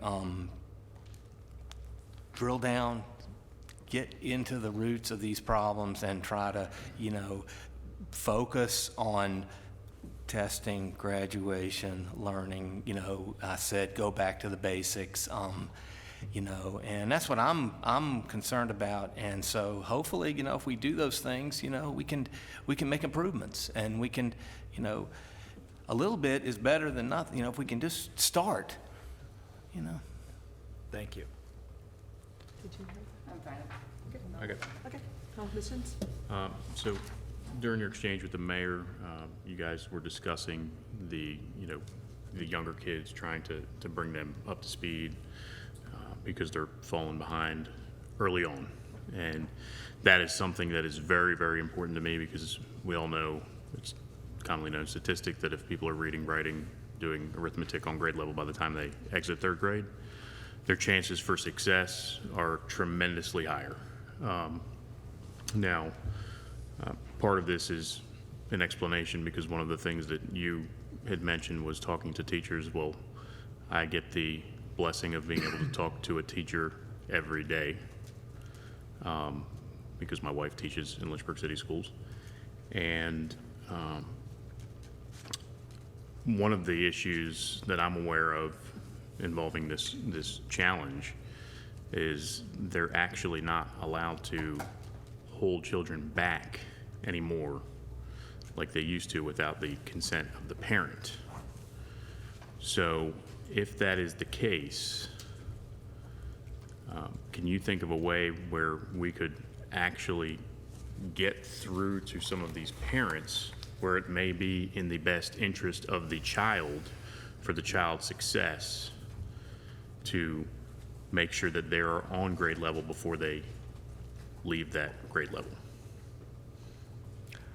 Or do you think that would be an important endeavor to try to enter into to make I sure? think it would be important, and I think that a visit from the superintendent would help. I think if the superintendent and maybe one of the teachers of this child would go to these parents and tell them that, you're someone with really high authority and say, we think your child should wait and go another year, maybe that would have, maybe the parents would agree then. You need somebody in authority or somebody higher up maybe to talk with these parents, just a teacher or, I don't know, maybe the principals try it too. I don't really know, but I think you need somebody, I don't know, in higher authority to speak with these parents. Vice Mayor? Because all I would say is, to advance a person who's not prepared, you're just going one step, two steps back. You're not achieving anything. Yeah, we don't want to leave them behind, and there may be other programs, summer programs, enrichment programs, whatever they may be, but I think it's important to. But as you said, the real problem is that the parents have to approve, and That's my understanding, is that and that they're no to get longer- parents, When I grew up, it's a lot of peer pressure out there, right? From everybody's parents want to, they don't tell them that their son is in, but maybe there's a way to have some type of a special designation. Maybe it's not like you're held. I don't know. Well, we're at 27 minutes, so I'm just going to let you give some closing remarks if you'd like. I just wanted to thank everybody for allowing me to be here today, and appreciate your consideration. And if you choose me, I promise you that I'll do a really good job, and I'll have the best interests of the kids at heart. Okay. Thank you Thank very you. much. Appreciate it. Madam Mayor, we have Deborah Chefsker up next, followed by Rebecca Turner, and then we'll get the recess. Okay, thank you.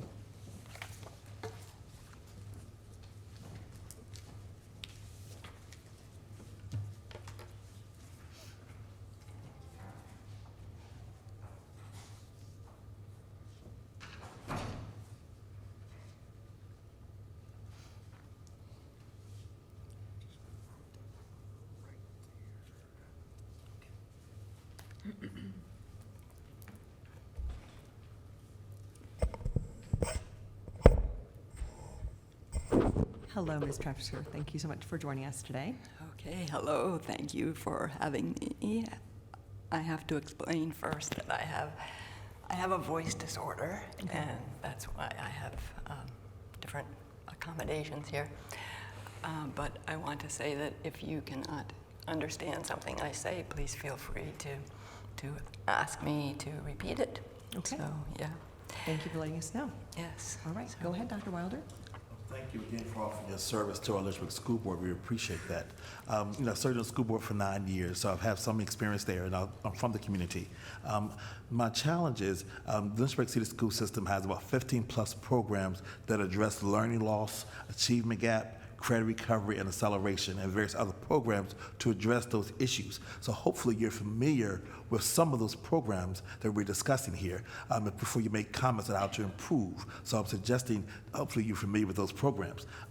Which programs do you like the best, that you've seen the most impact in our school system, and what would you like to see implemented to address learning loss in our school system or credit recovery in our school system?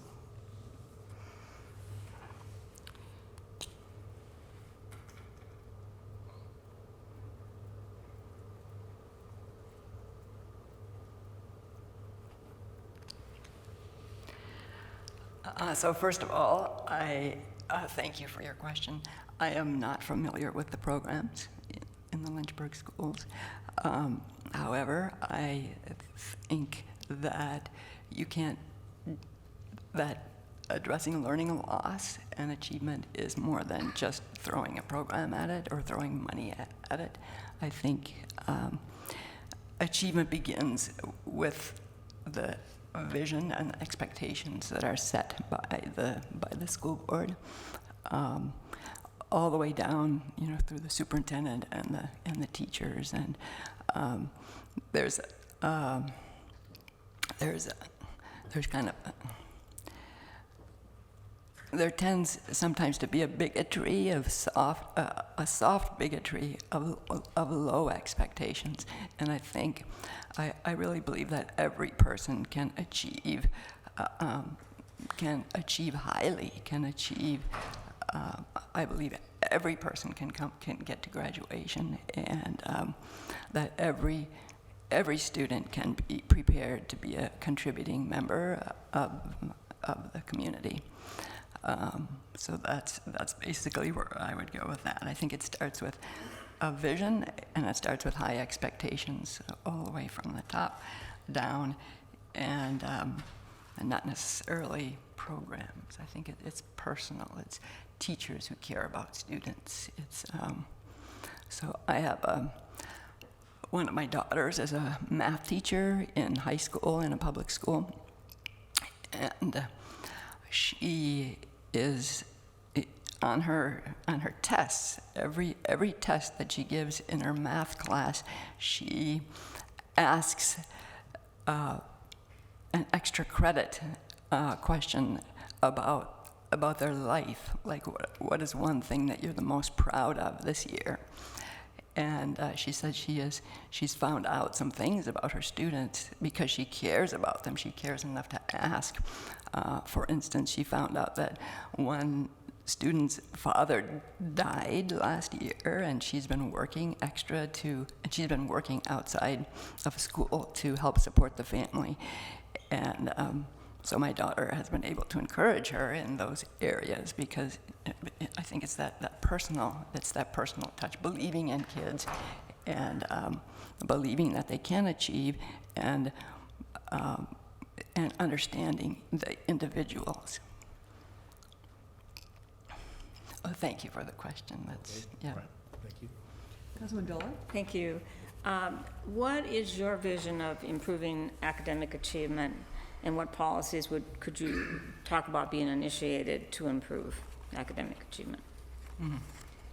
Yes, thank you for that question. That's definitely a key question. Again, I think that academic improvement begins with a vision that the school board sets.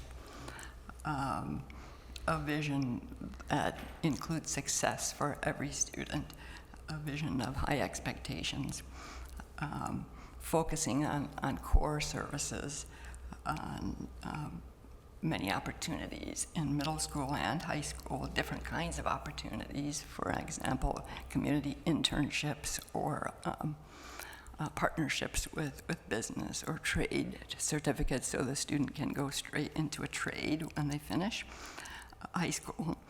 I think there's a culture of high expectations that we need to set as a school board. And also, I never lose sight of the fact that as a school board member, I would be representing the parents, I would be representing the taxpayer, I'd be representing the students. And it wouldn't be about me, it would be about the students and the families, and creating a school system in which students can thrive, and where a community where families can thrive, and where businesses can thrive. So I think the vision is the biggest thing concerning achievement. As a classroom teacher and a tutor for many, many years, I have learned that students live up to the expectations that you put upon them. So if you have low expectations, they will not achieve. If you have high expectations, they usually live up to them. So thank you for the question. Thank you very much. Councilman Helgeson? Going along with having a vision for high expectations, also could be possibly true, maybe you can share your thoughts. How do you feel about having strict punishments for bad attitudes, bad behavior, and poor performance? I'm glad you asked that question. I have given that some thought. I believe that traditional methods of discipline work. You give a warning and then you give a consequence. And I have used them for 50 years of my teaching, and they have always served me well. But I think there is also an ideology which has come into the schools, which is a Marxist-based ideology which politicizes discipline, which makes traditional discipline into, it calls it racial prejudice. If it happens to be, if the statistics happen to show a disparity, this ideology says that punitive discipline is harmful. It says that teachers cannot be trusted because they're biased. But the results of that ideology is a school climate in which students cannot learn very well. It's an unsafe and disrespectful climate where students disrespect each other, disrespect teachers with impunity. It results in lower academic achievement, so I think that definitely relates to the last question. And it results in the definition of success being I think the leaders of schools, I've known this in schools where my student or my own children have attended the public schools, where the goal for the school becomes the statistics, like having a statistical, like making it look like they haven't suspended one group of children more than others, rather than the good of the student and the good of the classrooms. So I think we cannot take our eyes off what is good for the kids, what's good for the classrooms, what's good for the teachers. Again, going back to my daughter, who's in the math teacher daughter, she says she can't teach in a school where she's not supported by the administration, and because it creates low teacher morale. It's unbelievable the way kids. I'm kind of old school, but when she tells me that some of the things that her students have done to her, like in your face, swearing at her and cursing, like everything short of violence, like verbal violence towards her, and there's nothing she can do. So, and the student has no consequences at all. I think that's very harmful. So, in conclusion about the topic of discipline, I think our goal should be that students should feel safe in school, and that teachers should feel supported, and that any ideology that would undercut that is not a good ideology. And I think lots of those things that you mentioned are very evident here. I mean, it's very evident in what's happened in Lynchburg when they changed policies for discipline several years ago. We now have lots of teachers saying enough, because when they get cussed at and they get verbally accosted, and you have principals not doing anything about it, or the school board just says, well, as you mentioned, this is a special problem, or this is we can't be mean because it's racist or it's sexist or it's whatever other excuse, rather than bad behavior. And we're now seeing lots of teachers that are leaving, and because of that lack of discipline. So I think you're spot on that. So thank you. Right. I agree that it has got to be a huge contributing factor to teacher retention. Thank you. The lack of teacher retention. Yeah. Thank you. Thank you. Councilman Mischins? Thank you for being here. In full disclosure, my kindergartner who's getting ready to go into first grade does violin with Rose. your kindergarten is My getting- kindergartner, who's getting ready to go into first grade, does violin with your granddaughter, I think. Oh, yes, okay. Could I go back and get my water? My Sure, mouth is very dry. sure. Thank you.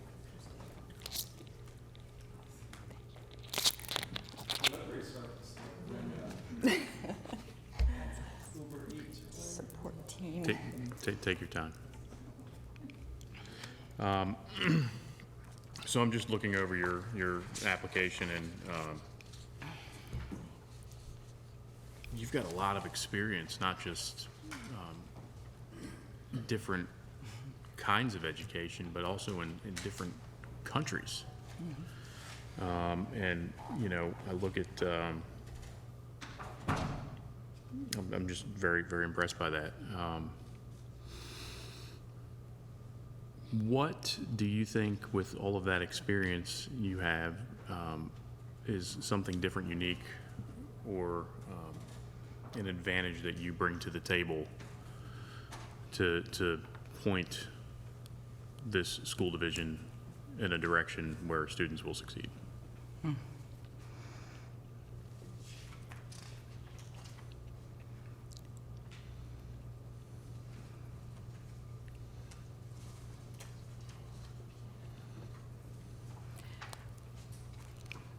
Yes, thank you for that question. First of all, which may come as a surprise to be at the top of the list, is I love America. I taught in communist China for 10 years, and every time I came home, I would just kiss the ground that I walked on when I got back to America, and weep when I saw our flag. So I think we need to give our kids their country back again. I think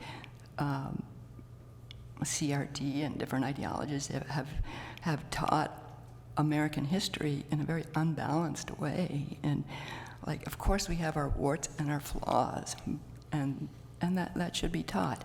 But on the other hand, probably the majority of the people that I knew in China would jump at the chance to live in America, because it has been a land of opportunity. People have voted with their feet for 200 years to come here. And the second thing I would say that experience has given me is that I'm not a person to, I take a broad view of things. I don't just look at the school district, the neighborhood, the school district, the city, the state, but I have other countries to compare it to as well.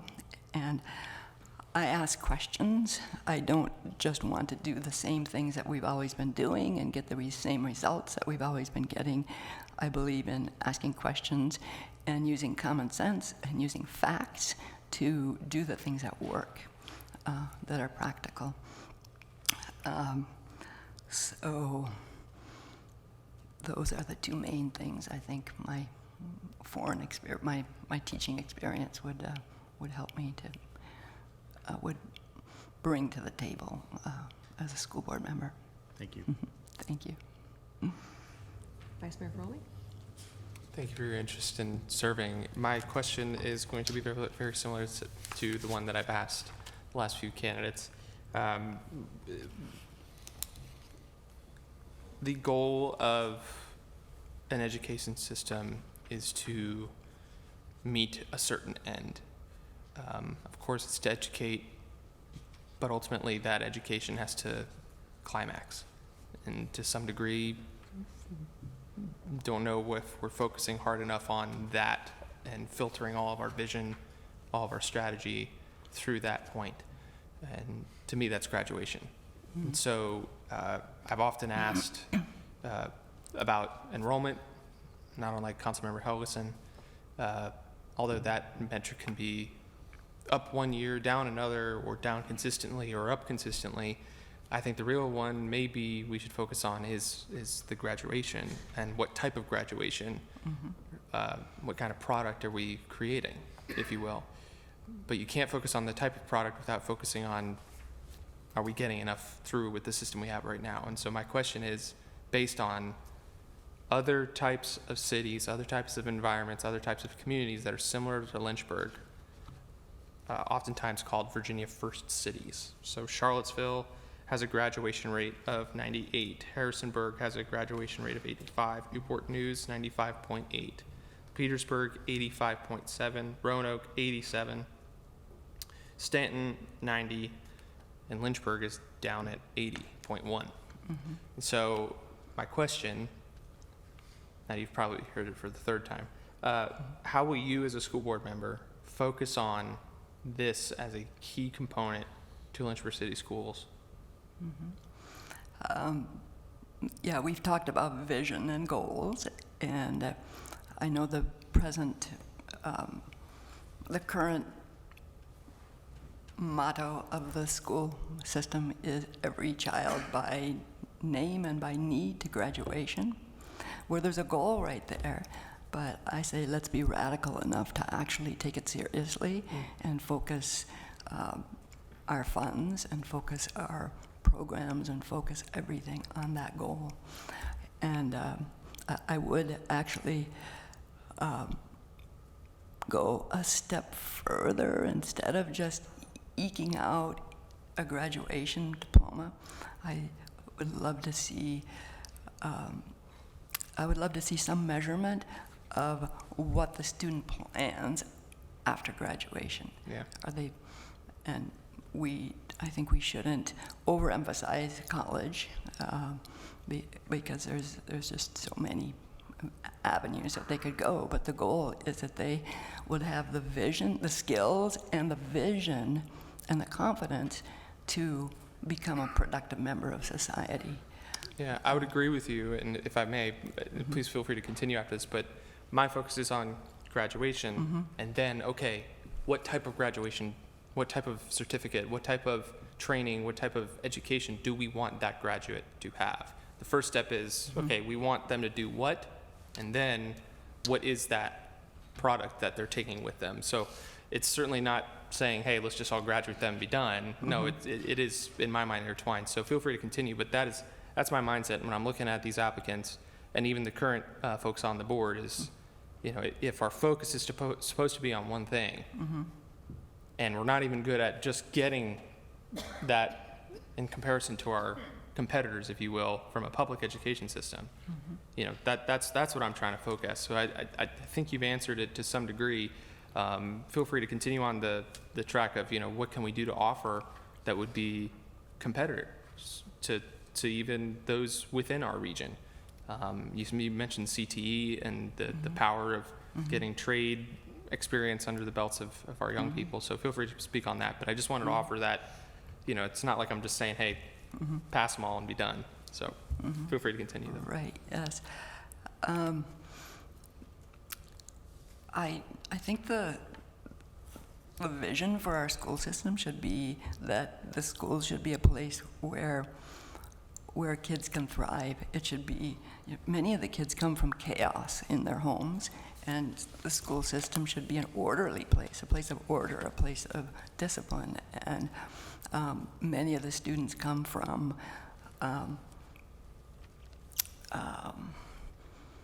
like being constantly berated at home, and the school system should be a safe place that they want to come to, where they can be encouraged, where they can be built up. You can do it. They should be given achievable goals, and the steps that they can take to achieve those goals. It should be a place where their potential is recognized. It should be a place where they're not victims, but they're victors. They're challenged, and they're able to overcome the challenges and achieve. And I'm not sure if you're asking what. Not so much, just a dialogue about where you would continue with that. So. Yeah, okay. But high academic achievements, academic achievements, I think, are part of it. Gifted programs, and recognizing that students are very different. And so I I looked at a study on a student survey of reasons for dropping out. So I know parents, or the school system, schools generally cite the reasons of lack of parental involvement, and I've heard that here today. But the students actually, when they're questioned in surveys about why they're dropping out, they don't even cite those reasons. They say it's because the classes are boring. That's like the top one. The classes are boring. So we need to do more to make the classes relevant to them. The teachers need to be trained in this way to make the classes relevant to them. We need to, and we need to make them challenging. Again, low expectations. We're not doing any favor to the kids to have low expectations, expecting nothing of them. This is a little bit off the topic, but my daughter's opinion, my teacher daughter's opinion of SOLs is that they are really dumbed down, and she, to the point where she feels that they're worthless as a measure of success. She thinks that it's a waste of her time and a waste of the students' time. So yes, I like the goal of 100% graduation rate. Why can't we have 100% graduation rate in Lynchburg? It's something to strive for, right? And it's something to put systems in place. And I think as a school board, we need to not only set the vision, but we need to set specific goals and objectives that are measurable with time, a timeline. And then we need to go back and we need to be constantly evaluating how much progress we're making. And even at every school board meeting, we could have reports like these were the goals and how are we doing on the goals, evaluations constantly, taking facts and where we failed, and let's do something different. Let's try something different. So, but keep those goals very steady. I think for me, and then happy to let the mayor ask questions, for me, I certainly recognize it would be awesome to have 100% graduation rate. I don't know if that's something we'll ever get to, but certainly amongst our competitors from a public school setting, Lynchburg should be the best in the Commonwealth. And we're not. We're not even close to the top. So for me, that's why I was asking about, graduation, we start there, then work our way down. What are we doing within that environment to get us there? So I thank you for your answers. Yeah, and I know Lynchburg has a 19% poverty rate compared to 12% across Virginia. But there are poor school districts in Harlem traditionally, for example, that have done amazing in their student achievement and graduation rates. So I think we need to be careful about letting us make excuses for ourselves. Like it's the parents' fault. It's the poverty's fault. We need to be careful not to do that, and hold ourselves to high standards as well as our superintendent, our students, our teachers. Yeah. Well, I added your name to the list of people I wanted to interview because your family spoke so highly of you, and I was intrigued, and now I know exactly why they spoke so highly of you. You're lovely, and I love your resume, and like Councilman Mitchin said, you have such a variety of experience, which is wonderful. Your global experience is great, and I agree with you. I love America, too. My family is military. We've lived in other countries, which were lovely countries, but I was always glad to come back home as well.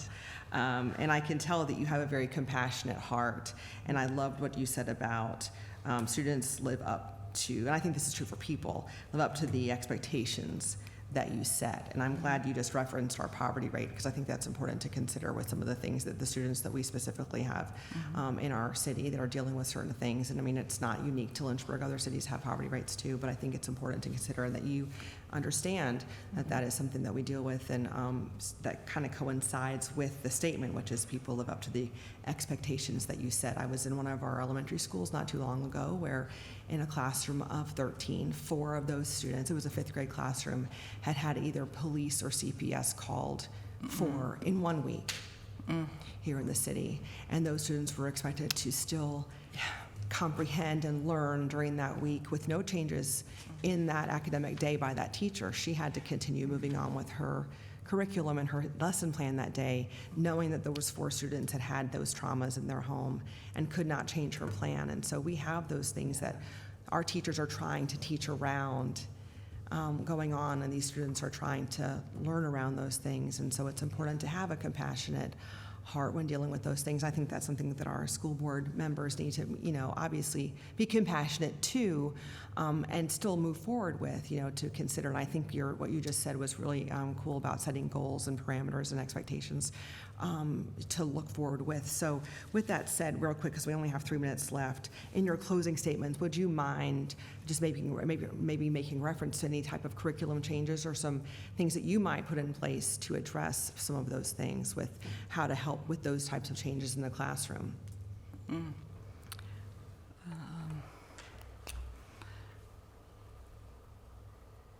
In helping students with those types of problems as far as academic challenges that they may be facing. Yes.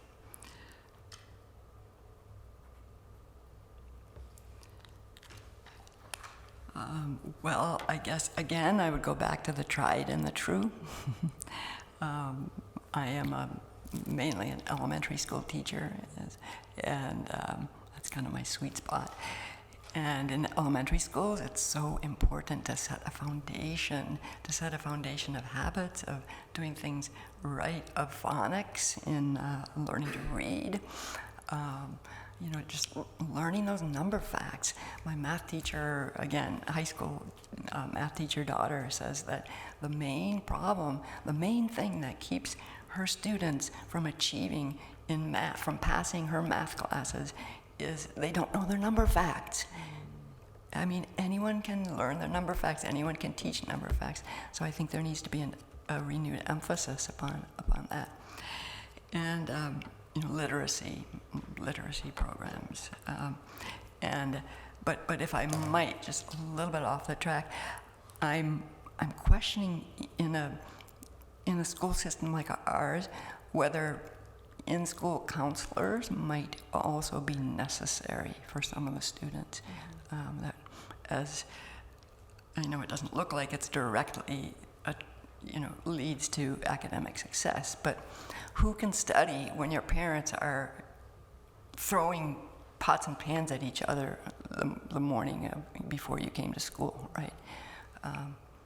And that was actually the 3rd reason for dropouts that I read was a conflicts with peers or with teachers that they felt they just couldn't deal with, and which affected them enough so greatly that they dropped out of school because they didn't want to face it. But so I think they need help.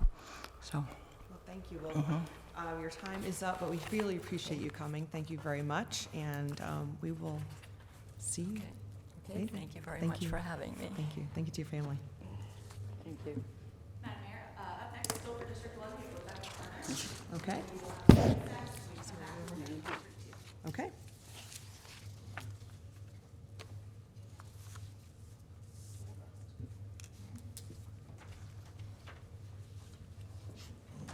I have copies of my resume, letters of recommendation, and for each council member.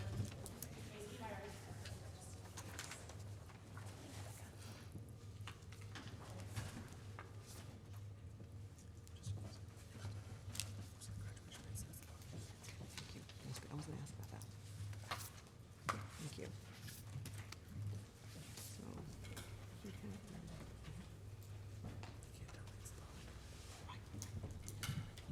thank you. Okay, Dr. Wilder. Thank you again for coming in today and offering your services to the Lynchburg School Board. Really appreciate that. My question is the same as all the other candidates. Lynchburg City School has over 15 plus, I just number out there, 15 plus programs that address learning loss, achievement gap, credit recovery, acceleration, and more. Which programs are you most familiar with that has had the greatest impact, and what suggestion you like to see, or what would you like to see added to our school system to help improve test scores? Right, and I am familiar with several of the programs that they have because Thank I don't know if you guys know this, but I am a mother of 4 children. 3 of them attend LCS, so I'm familiar with their reading lab at LU, and then I'm also familiar with the Jubilee Center, sir, which I know that you have had a lot to do with, which I appreciate those after-school programs. Since you did mention the achievement gap, I have some solutions for that, as I realize that a lot of it is socioeconomic. And I am aware, I was doing a lot of research, that I believe that we received $23 million of learning loss funds, and from what I could tell, only 23% has been utilized. So regardless of why we got those funds in the first place, if we have them, if we still have them, to utilize a portion of that money to go to what it was supposed to go to is learning loss, and so that we can have those tutors for those students. And then having something, I had a really great idea. So we have such a large faith-based community in Lynchburg, and we're very fortunate with that. Why not have some sort of partnership with our faith-based communities on how they can provide more after-school programs for these children? Because, like I said, I know a lot of it is socioeconomic. A bored child that's never good. Trust me, when my kids are bored, the first thing they want to do is do something probably they shouldn't be doing. So I just think maybe we could partner with some faith-based communities here in order to have things like the Jubilee Center. I think would help with our achievement gap. All right, thank you. You're welcome. Councilwoman Dolan? Thank you. Thank you for your willingness to serve. Let's see, you're on the Fit Academy Board from May 2021 to 2022. I have to disclose, and you do too, I'm from Minneapolis, and I know Apple Valley really well. Okay. So I have lots of family still there and go back Yeah.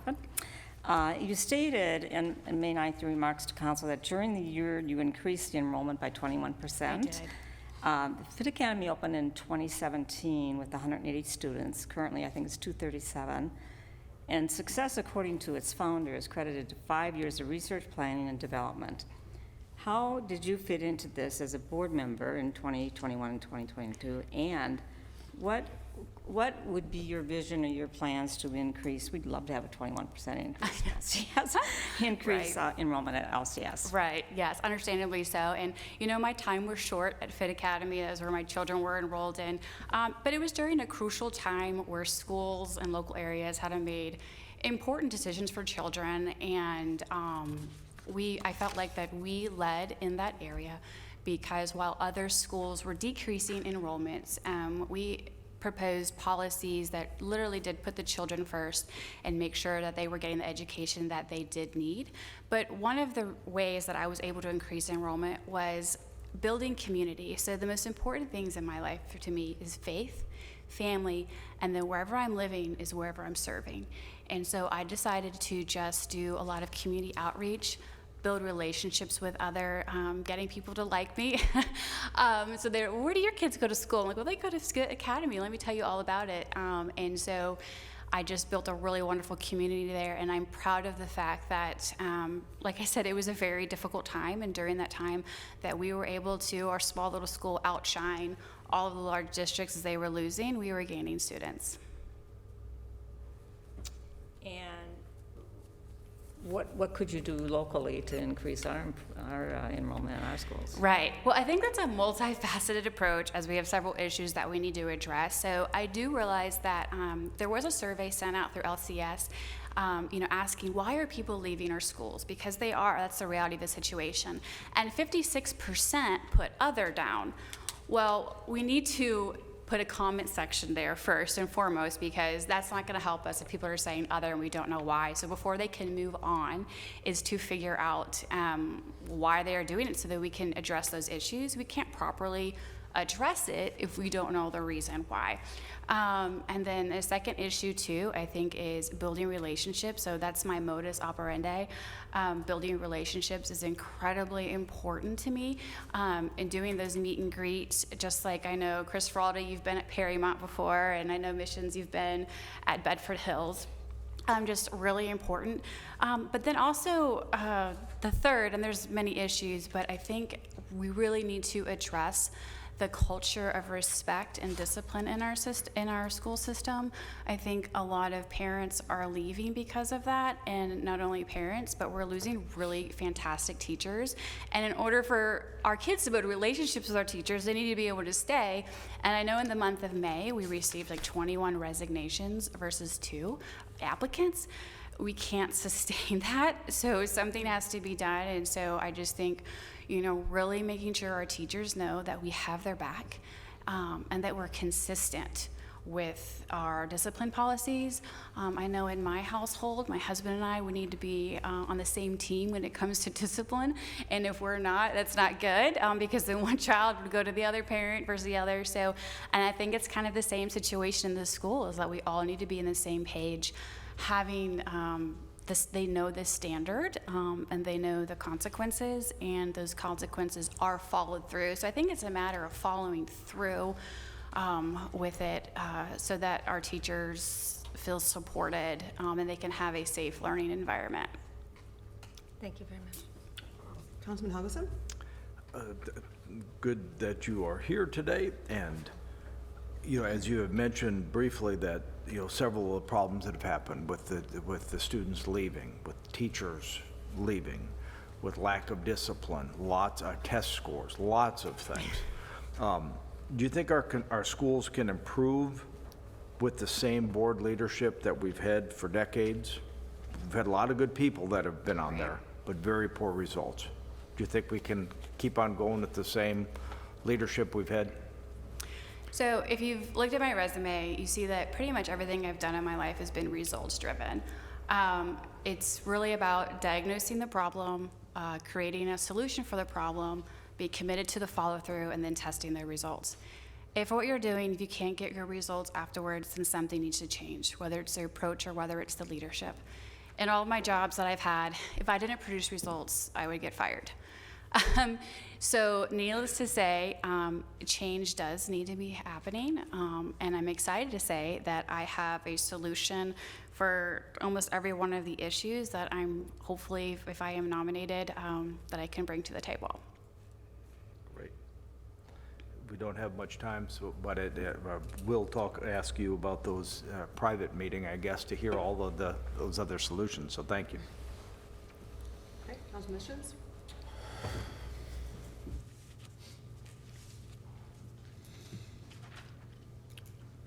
So this is unique because you're coming to the table with prior school board experience, which is from somewhere else, which is something that we don't often see. And I'm very impressed at the letters of recommendation that you received from your peers and others. And you said you have 4 children, and the ones that are old enough. Yes, 3 are within LCS, 2 attend TC Miller, and then my oldest is going to be a freshman at EC class in the fall. So he went through one of the middle schools as well? Lincoln Middle. Okay, so you've got experience at just about every level of our school system, which is fantastic. What do you think about your prior experience on a school board somewhere else is the advantage that you bring to the table that's going to help us find success for students in Lynchburg City Schools? Right. Well, several things. So first off, it's just having the experience, knowing, because I've been through trainings, have to learn a lot of legal stuff, and that's stuff a lot of you have to catch up on. So I've, done all of that. But specifically, I would just say, look at the results that I've had as a school board member. When schools were having learning loss, we didn't have the same learning loss that others did. We implemented a rigorous reading program because reading is so incredibly crucial to a child's success. And then also, if you look at the fact that we also increased enrollment. So I would just say the proof is in the pudding, that I have the results to back up that I would do a good job here at LCS, and I'm confident that I can bring the same things to the table. And following up on that,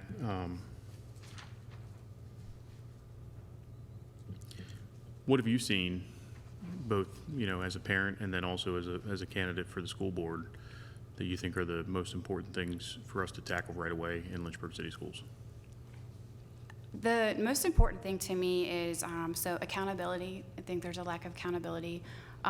Efficiency, making sure we're being efficient. And third, focus on academics. We have got to get back to the basics of focusing on academics, reading, writing. If I think our curriculum is a little bit outdated, it's a little heavy in the liberal arts, and I think we need to get back to science and math, because the main goal is really to make sure that our kids are ready for the workforce, whatever that may be. What if it's going to college? You know, maybe it's not going to college. Maybe it is doing a trade.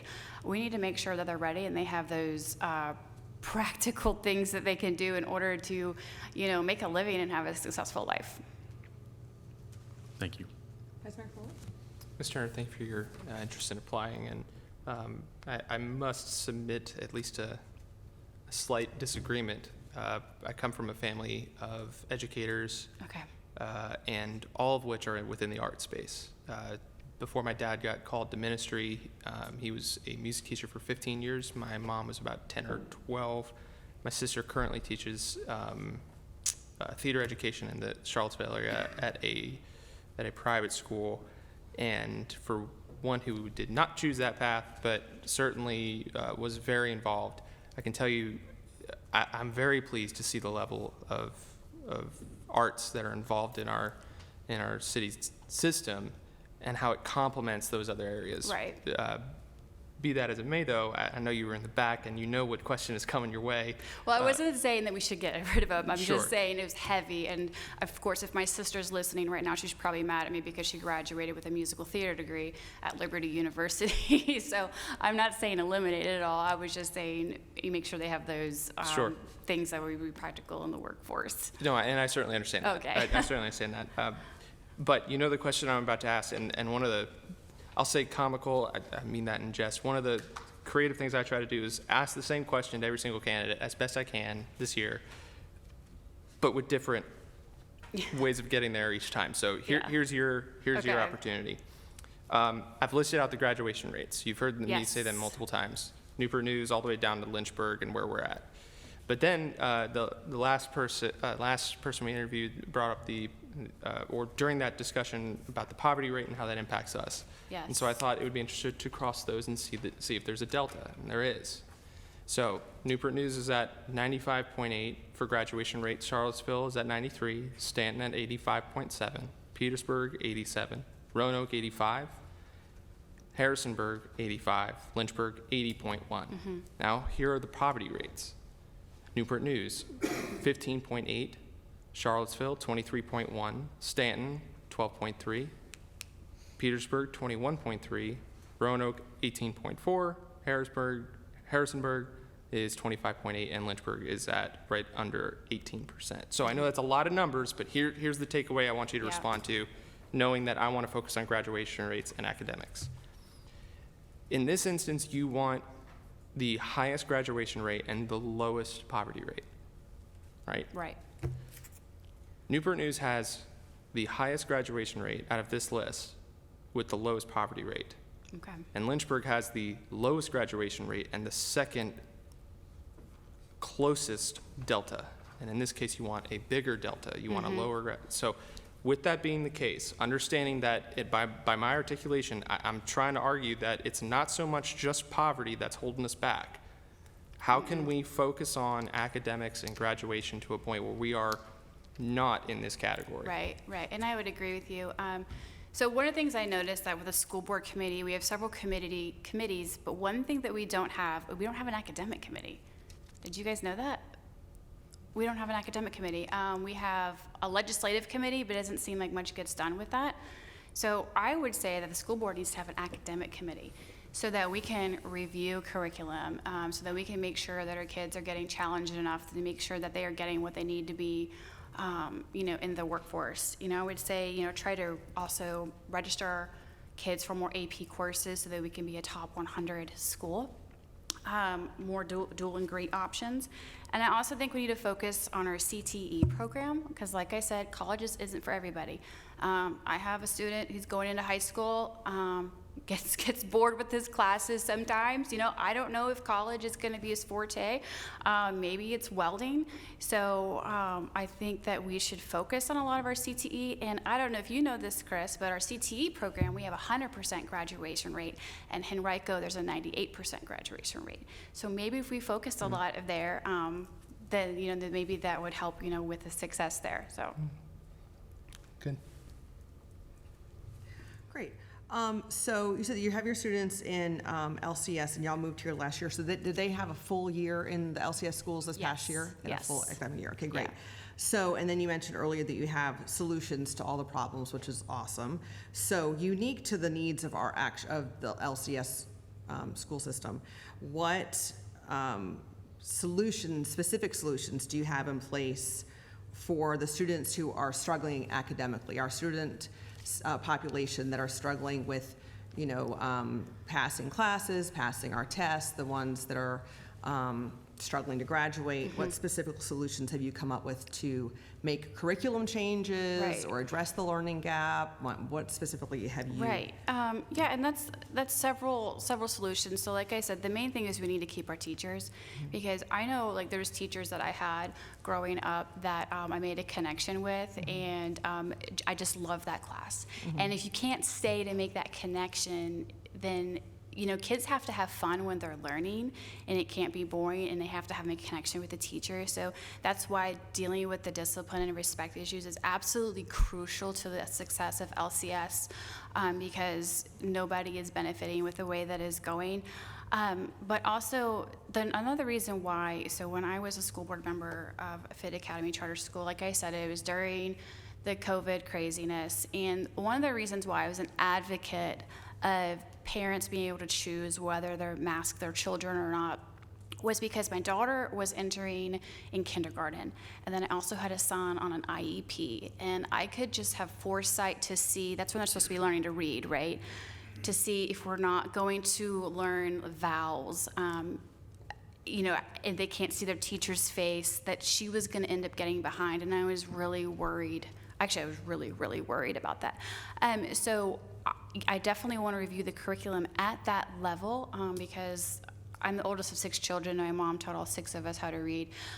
What is crucial, I think, is phonics.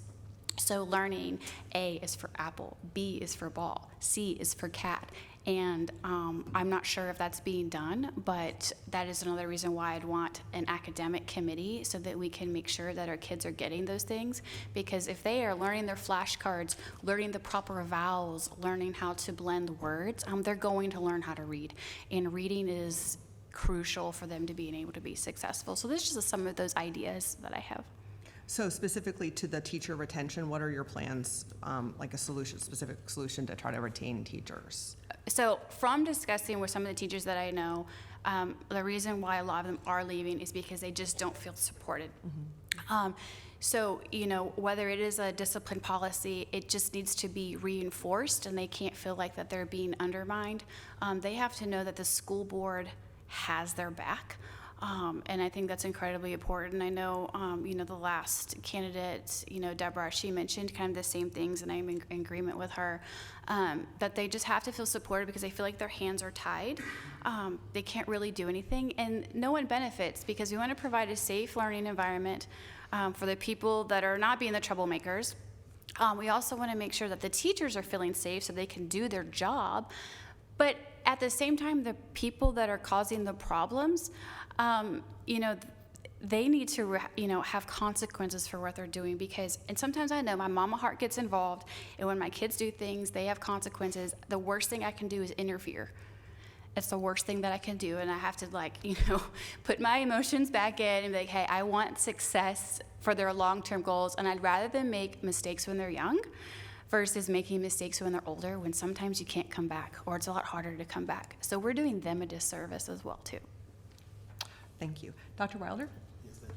I'm so intrigued you were elected to the school board in Minneapolis. Yes, So sir. I'm not familiar with it. So was it for the schools, for the city, or for like a charter school? It was for the charter school. So it's a publicly funded charter school. We get 85% of the funding that a public school does. So it gets public funding. So it's for that one school? Yes, not sir. the whole district? Yes, sir. Okay, all right. And then also, what's the population of that school?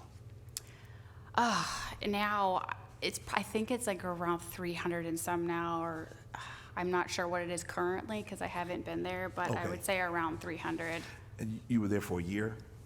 I was a school board member for about a year and a half. Okay, yeah. Yeah. I know, but I was on school board for 9 years. I mean, it took me at least a couple of years just to get Oh, yeah. acclimated in all the processes. Oh, yeah. So, but anyways, interesting. Okay, so 200 or so students in the whole school? About 250 to So 300, 250? yeah. Okay, so just saying, just being on the school board in a charter school is kind of different than being on the school board in a Yes. school system. Okay? Yes. So in a suggestion in areas that they can improve, you have several suggestions. In addition to supporting teachers, what other suggestions do you have? So which issue? Do you want academics, growth, achievement? Whatever you gap? got. I'll take whatever you have. I'm just Whatever trying to you get got, okay. Some ideas, yes. Yeah, whatever you got. So like for academics, I know that our scores are lower Yes. than the region, than also than the state. And so, like I said, I think the school board really does need an academic committee. Now, they do have an academic committee that reviews curriculum. Are you talking about something different than that, or? From my understanding, I didn't think that they had an academic committee that focused on academics. I mean, correct me if I'm wrong, but I didn't think that we had that. Okay. But yes, just to make sure that, yes, review curriculum, make sure we're using rigorous enough curriculum, make sure it's up to date with what the students are going to be needing to be successful in life, like computer science, technology. With the state standards, things of that nature. Right, things like that. And then also some of ideas I have is, we should maybe, try to modernize teaching to cater to the TikTok generation. Now I know I'm not on TikTok, but like I said, making it fun for kids is extremely important for their success. You know, the majority of our teachers come from Liberty University. Okay. Which, I just looked at the graduation rate, which is about 28% or something of that nature. But anyway, so are you suggesting, as far as in recruiting teachers, to make it more exciting for kids, what do you recommend about hiring of teachers? About making them excited to come Yes, to LCS? because you mentioned about making it more exciting, like the TikTok generation. Oh, I was talking about for the, make the kids excited to learn, like, using technology to make them excited to learn. So the biggest portion of our teachers come from Liberty. So Okay. are you suggesting in certain methods in selecting teachers, or a certain school they may go to give them certain curriculum that teachers might need, or ideas for teachers? As far as recruiting teachers to LCS, as far as recruiting teachers to LCS, I'm going to go back to, we got to fix the discipline issues first, because I think that's the number one thing preventing it. As far as recruiting, building those relationships and getting them to come on over, getting them to excited. And so, like I said, when I was at Fit Academy, my main thing was recruitment. I did recruitment and building those relationships and getting people to come to our school. So, like building those relationships and trying to, get them to come over, get them to get excited. But I think if the teachers are going to feel supported, because I know a lot of them, we lost a really good principal at TC Miller. We lost Dr. Guerin, and he was fantastic. And he did create a culture of respect at that school. But I would like to keep principals like him. And I think, like I said, I really think the respect and discipline issue is just a really large barrier to keeping and making them come over here too. Yes. What was the teacher ratio at Fit Academy? Is that what it's called? Fit Academy. I think in my daughter's class, she had about 20 students in her classroom. Okay, great. Excellent. Thank you so much. I appreciate it. You're welcome. Councilman Dolan? Okay, I think I'm going to move a little bit from academic and discipline and ask you what your experience is in budget and finance. Budget and finance. I've been in sales for a really long time. I've managed multi-million-dollar accounts, as Mayo Clinic in Rochester, Minnesota was one of my clients. So I do know that being in the red is bad and being in the green is good. I know for our budget, it's around $109 million this year, and 75% of it is going into education, but $75 million or so. So I have looked at, our budget extensively. I think that one thing that we can change when it comes to budget and finance is making sure that we're being efficient with the funds that we are using and making sure that there is more accountability. I would like to see the school board working with the superintendent maybe on the budget, instead of maybe her just handing the budget and wanting to get a rubber stamp of approval, is maybe them having more input when it comes to that. and collaborate on the budget, and then just make sure we're not being wasteful. So there's some examples, like I know Laurel, where we signed a lease to where we're paying for, health insurance for people that aren't even a part of LCS. I just think it's crucial that we take care of LCS first, and if those people from Bedford or Campbell County, that they should be able to be, paying their fair share if they want to use their services. Thank you. We're at 25 minutes. Did you want to ask another question? Anybody else want to ask another question? No? Did you want to have any closing statements? Sure. Thank you so much for this opportunity. I'm genuinely very honored to be here. I'm just going to be honest with you. I think I am the best candidate that you could have in order to turn this system around. Like I said, I've been studying this for weeks on end every day, and I have some ideas for solutions in every area, and we would be willing to work with the board members to make sure that we get the results that I know everyone wants to see. I'm also incredibly invested. Like I said, I'm the mom of 4 children. 3 of my kids are in this system, and I'm invested in their education, and not just them, but also their peers. And then last but not least, I do have board experience. No, it's not a big city like Lynchburg, but I think that we could take some parallel experiences. And then also the experience, like I said, I have run, business before, and I have, managed multi-million-dollar accounts that have been responsible for. And I think I can also bring that to the table. So thank you so much for your time today. You guys actually made it very enjoyable. So thank you. Thank you very much. Appreciate it. Okay, we are now recessed until 4 o'clock.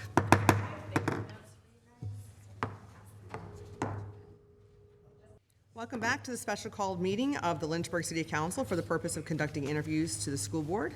Ms. Finney, please call on our next candidate. Madam Mayor, this is now in District 2. We have Michael Barron, followed by Greg Berry.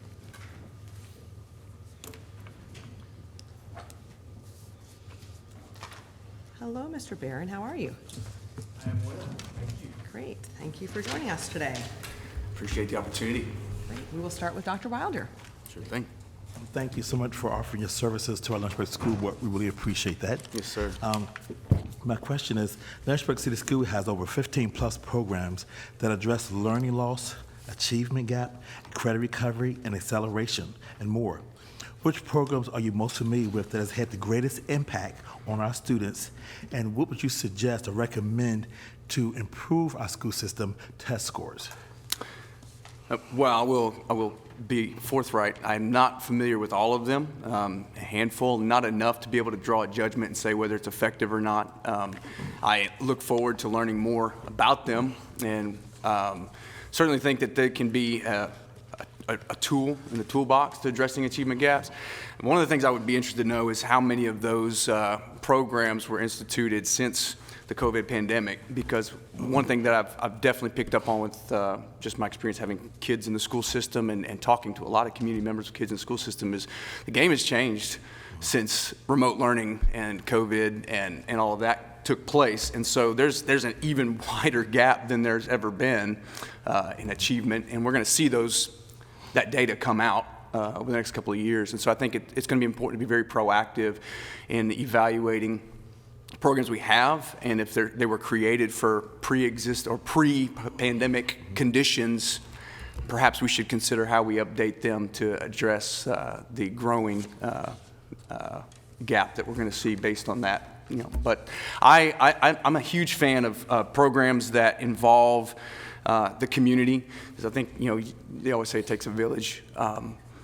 There's a lot for these students that they need to be able to see what's beyond even high school. And a lot of this, I hear a lot of the questions that are being asked today that address, how do we address graduation rates and things like that, and this achievement gap.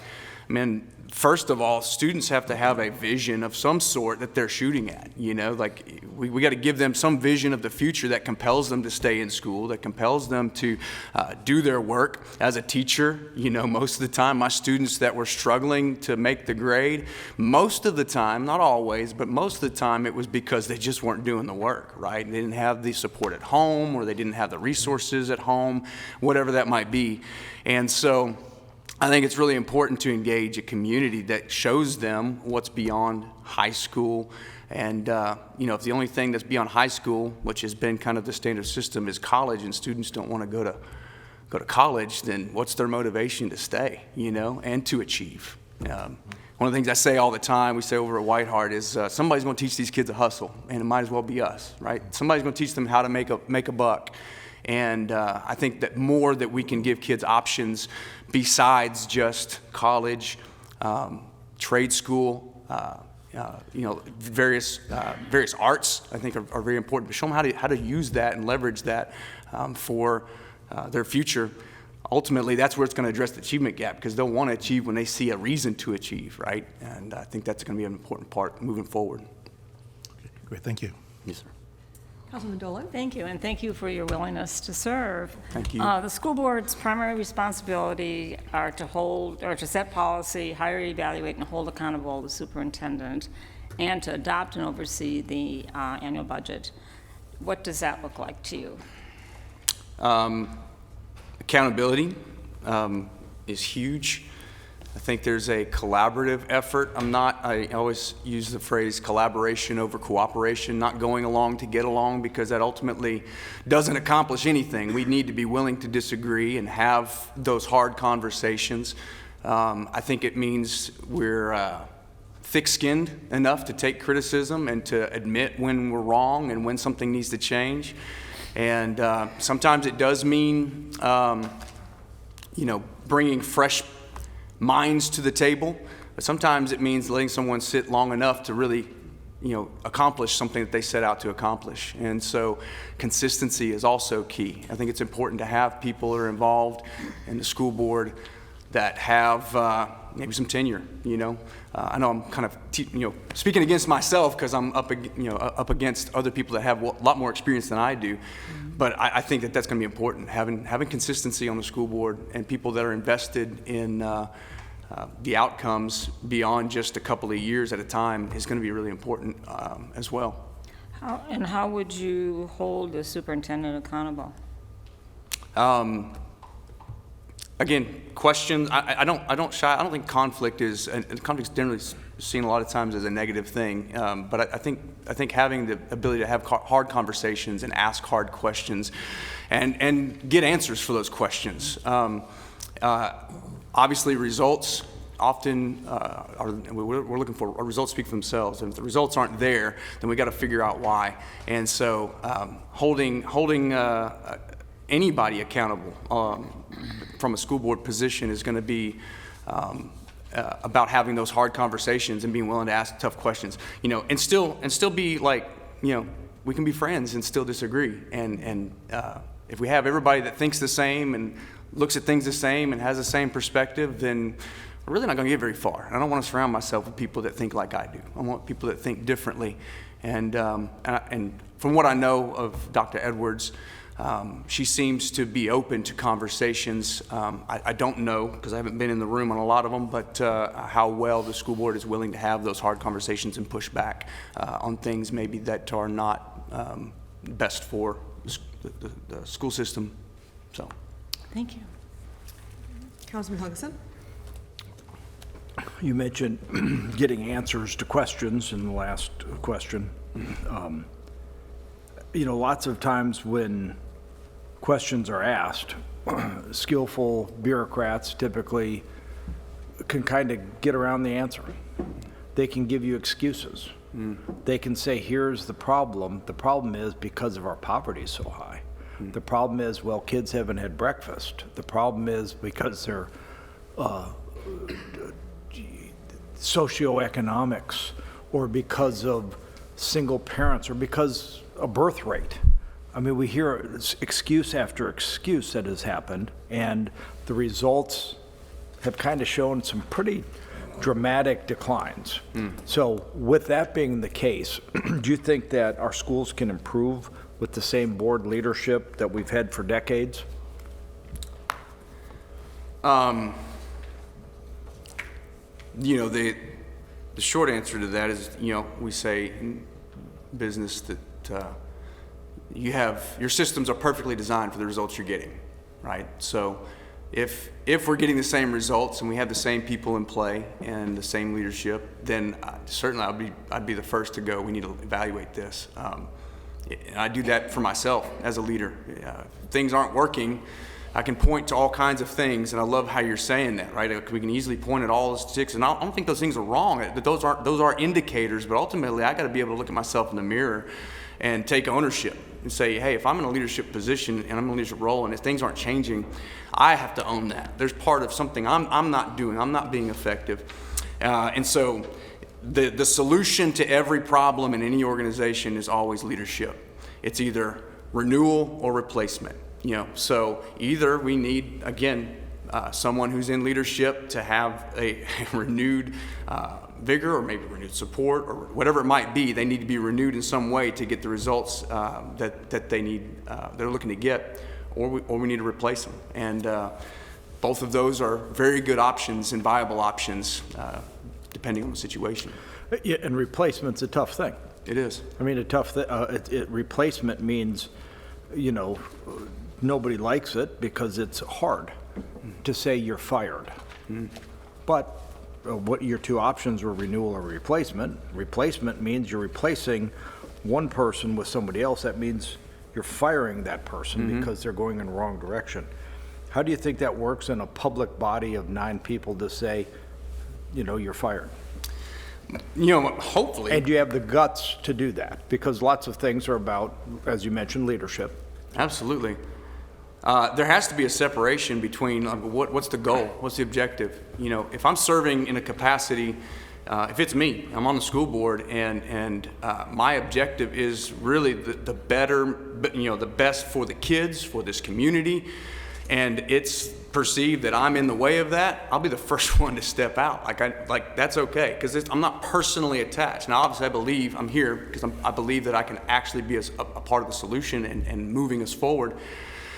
But there's got to be a separation between the personal side, and it doesn't mean you're a terrible person just because you can't accomplish what we're trying to accomplish. It just means you can't sit at this table, and that's just part of it. That's part of it in business. It's part of it in the school system. It's part of it in any arena. Really, is to be able to have those conversations and just say, look, this is not it. I say it's not personal, it's just business. I don't even like that statement because business is even built and predicated on relationship. And I think my hope would be that, we develop relationship as a primary means to accomplish things together, And so when those tough conversations come, we've got a pre-existing relationship that we've cultivated and respect for each other so that when we have that disagreement or that hard moment where we got to say, you know what, you got to step away from the table, then it's because I want the best for the school system. I want the best for the kids. I want the best for this community. I'm not going to get in the way of that. Just one last quick follow-up then on that. So the school board has had lots of decisions that they should have been making for the last 5, 10, 15 years that they haven't. So for example, we can do a Google search from my house. I can do a Google search and find 8 elementary schools within 2 miles of my house. We know that this huge decline in enrollment, but yet they kept kicking the can saying, oh, well, we can't close the school because that would be a bad thing to do. How can you say, nope, we're going to take action on things that are for the benefit of the taxpayer, for the benefit of the students, for the benefit of the whole? How do you take action on that? Yeah, absolutely. I'm glad you brought that up. I think that's something I've thought about a lot. I've heard it come up quite a bit, obviously in these budget discussions about closing down a school or campus or various programs. Man, I think sometimes, all of life is a cycle, Death is not the final answer, right? Death always brings room for more life. And so sometimes we got to kill some things. We got to cut them off. We got to chop them off for something better to grow back. And I think there is a lot of, obviously, personal sentiment. If you're personally attached and invested in a school, I'll be the first to tell you. I got kids in 3 different schools in the school system. I don't want one of them to be the ones we shut down. But if we look at the hard data and we look at information, and it just needs to be done for the betterment of everything, then we do it. Again, it's not a personal thing. It's not something, I've got to be able to detach myself from that and not take that personally. It's not about me anyway, but be able to start there. detach yourself from that and let's really look at what the numbers are saying and make the hard decisions. If we got to cut something off, we got to cut it off so we can move forward. Thank you. Councilman Missions? So earlier, when Councilman Helgeson was asking you these questions, and he talked about the body of 9, have to make that decision to fire somebody. You answered specifically to, I think, school board members, as far as if you felt like you weren't up to the task or up to the plate, that you would step back. Not saying that this needs to be done, but you mentioned what you said was systems are perfectly aligned for the results that they're producing, right? So if those systems are out of alignment because the results are not what we expect, and it's your gut telling you that it was the superintendent, that we need new leadership in the superintendent's office, would you be willing to lead the charge and take the stand to replace a superintendent if you felt like that was the right decision? Absolutely. Yeah, I mean, again, obviously the big if there is if that was the right decision. And I would, if I was convinced of that, you showed me the data, we could sit down and look at it, and through conversation come to a place where that's where the problem, you trace it back. Now, obviously, any organization, eventually the buck stops with whoever's leading at the top. And I think ultimately that's going to be the school board, right? But then it's the superintendent, So just like we have to be able to have those conversations and decide when it's time to, or I guess you guys have that task as well, decide when it's time to uproot in the school board and put in people that can get the job done, then it falls to us to have those conversations. And if I'm convinced that this current superintendent is not the right fit, then we have that conversation. We do that. I have nothing but favorable interactions with Dr. Edwards, but I don't know how long she's been the superintendent at this point. I forget how many years, but I also do, you mentioned a comment, Dr. Wilder earlier, that it takes years before you see the results of what this current guard does, right? So I'm careful to say that, we can boil all of that's happened in the last 2-3 years to one person if they haven't been in that long. There's a lot that can be traced to the previous administration and so on. And so we'd have to really get into some of the granular stuff there. But again, ultimately, if I'm convinced it's the right thing to do, we do it. And I've had to do that so many times. And we talk about business through the pandemic, especially in the hospitality industry. I mean, the first thing I had to do when we took over White Hart was let a lot of people go because they shut us down, Those are hard conversations to have. But you know what? The vision was bigger because what we wanted to accomplish was to be able to hire these people back when they're all said and done, right? And that's the idea. So you do what you have to do now so that you can get where you're going to get later. Long term over short term, always. That's always the objective. Got it. And then following up on that, kind of a similar line of questioning. I've spoken with several school board members. One in particular has raised a lot of concerns about the abuse of closed session. Are you familiar with closed session? No, sir. So closed session is a situation allowed by law where they can essentially shut the cameras off and they're no longer in public and they deliberate the public business for the governing body, essentially, which is the school board.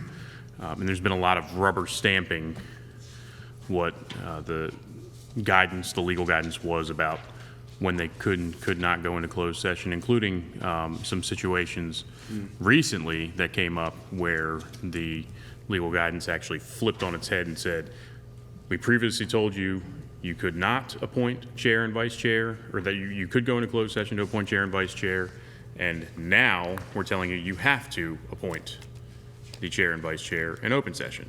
So I guess the question is that I have for you, are you willing to dig and actually read into the Code of Virginia? And when your gut challenges you and says, you know what?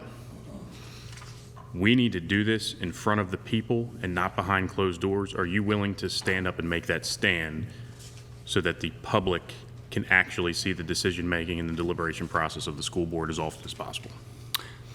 I'll give you two answers. to that question. I think they complement each other. But one, my highest value is authenticity. I'm very slow to put anything behind closed doors. Now I understand I understand why that exists, right? But I'm very slow to be that person. Like I'm just transparency, authenticity, high value for me. That's where accountability comes from. We talk about having accountability. How can you be accountable to people who don't know what's really going on, right? The other thing I would say is, again, I'm a principled person. I function on principles. Like techniques, the what, the how, all that stuff follows the why. And so I'm going to be founded on principles, and if it's the right thing to do, it doesn't matter. Like, yeah, we need to be sensible about it. I don't even like the word sensitive, but we need to be sensible about it. I'm not just going to go out and pistol whip people, but you know, we need to be able to stand firm when it's the right thing to do. We just do the right thing because it's the right thing to do. And so, again, read way too many legal documents, and I know a lot of the language in those things, and weeding through that stuff, I've done plenty of that. If that's we arrive at that place where we go, this is the way it needs to be, then I will stand behind that because I'm a principled person. That's just me. Thank you. Yes, sir. Vice Mayor Frawley. Thank you for your interest in serving. Yes, sir. If you've been listening at home online to the interviews, you'll know that this question has been very similarly asked to everyone. And it's the main focal point of my questions on a multifaceted level. We could ask about different types of curriculum. We could talk about cultural and social things that impact our education system. But by asking this question, I hope it shows my desire to ask about the meat and potatoes about what an education system should be. So I'm going to give you some data, and it's based on this. I'm focused on the graduation rate. Now, what you just said to me was very, I connect with you on that. The what follows the why. Mm-hmm. So when I say I'm focusing on the graduation rate, that's where future things are dictated by, this is our objective, is to graduate students. Well, obviously that varies to what level of graduation and, sure, and metrics, but Lynchburg is associated with other like areas, cities, urban environments, and the data is compelling. Newport News has a graduation rate of 95.8. Charlottesville has a graduation rate of 93. Stanton has a graduation rate of 85.7. Petersburg, 87. Roanoke, 85. Harrisonburg, 85. And Lynchburg is at 80.1. The poverty rate in the same order would be Newport News, 15.8. Charlottesville, 23.1. Stanton, 12.3. Petersburg, 21.3. Roanoke, 18.4, Harrisonburg, 25.8, and Lynchburg, 17.6. And I see you're taking notes, and here's ultimately where I'm going with this. If you were to take the graduation rate and then the poverty rate and find the delta, in this case, the delta you want is a farther, one with a wider gap. Mm-hmm.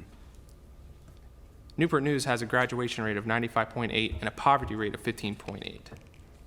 That's the highest graduation rate and the lowest poverty rate in this list of like areas in the Commonwealth. Lynchburg has the lowest graduation rate and the second widest gap. Mm-hmm.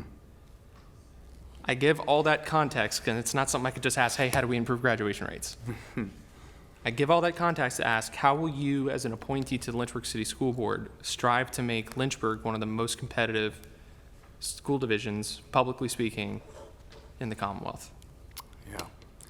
Well, it's interesting, that correlation, and I hear that, and I really believe, obviously, the socioeconomic statistics tell us a lot, when it comes to these numbers, and we talk about family engagement, which is a huge one for me. I mean, it's been a number one predictor of student success for a long time, but it's not, like I said, to say that it's the parents' fault. It's that we need to think about how we strategize when it comes to student success and how we include the family in that process, how we equip families in that process. And so, I think what I was going to say, what's interesting is you look at even the schools. I looked at the schools in District 2.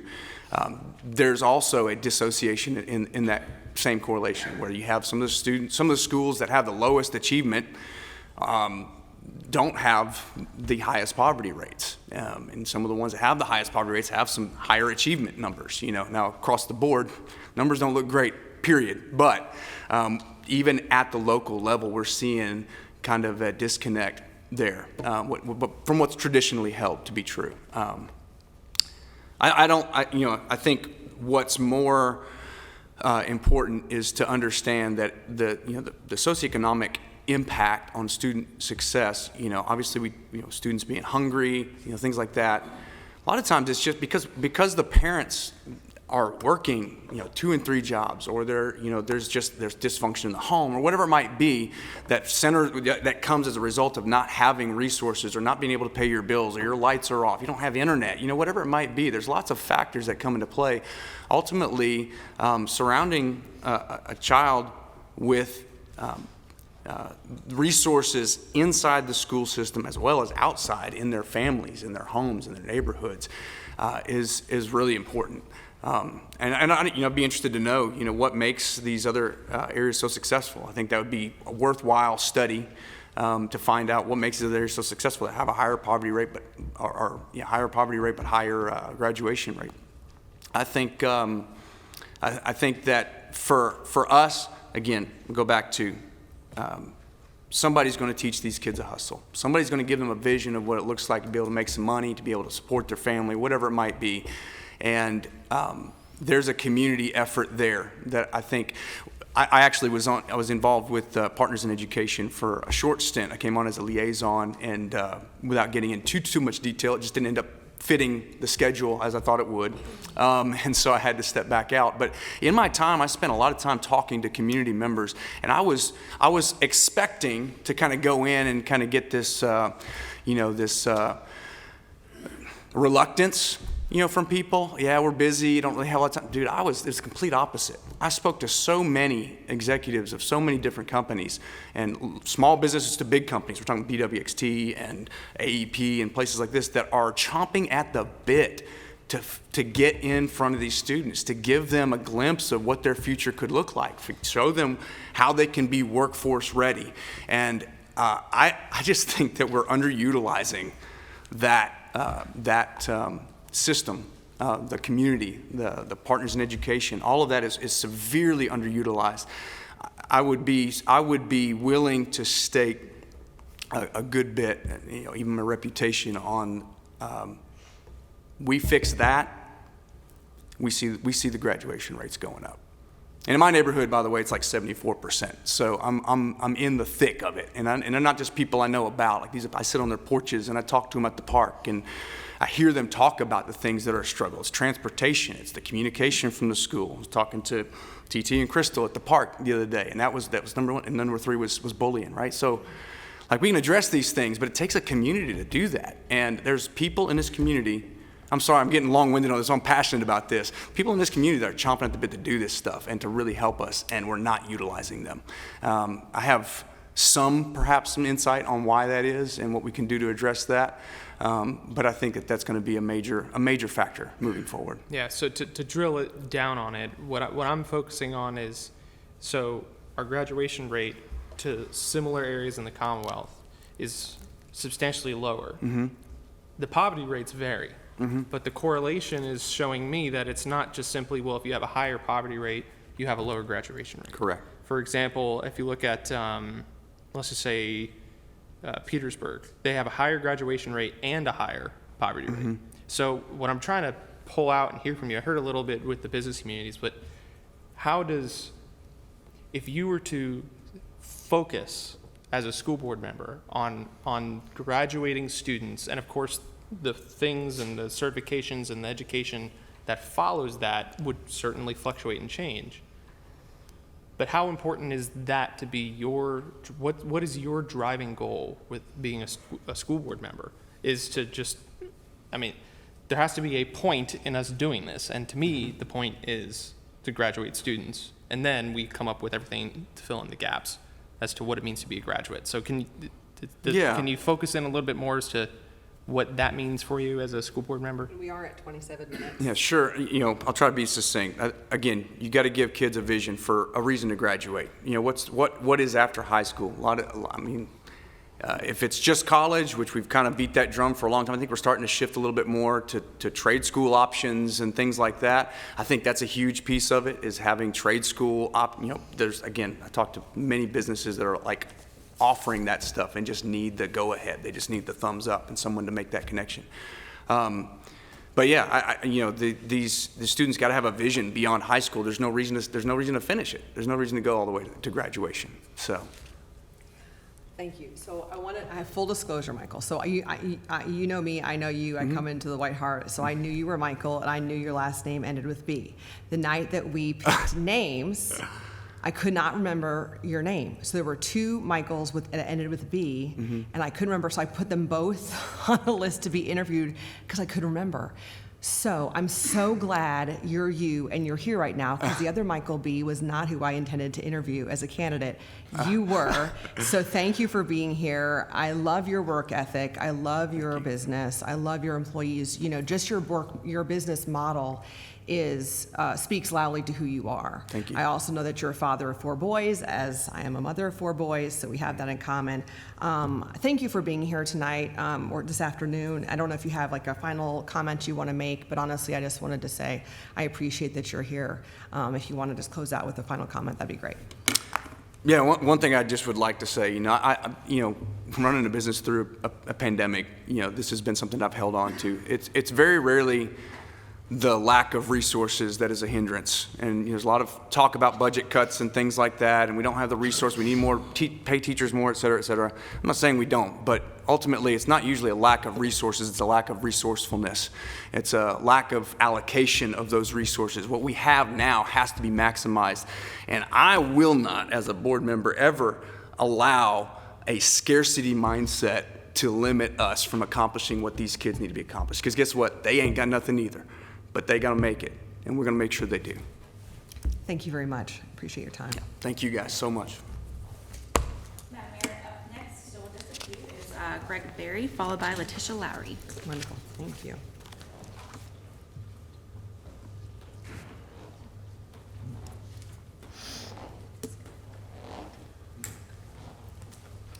Hello, Mr. Berry.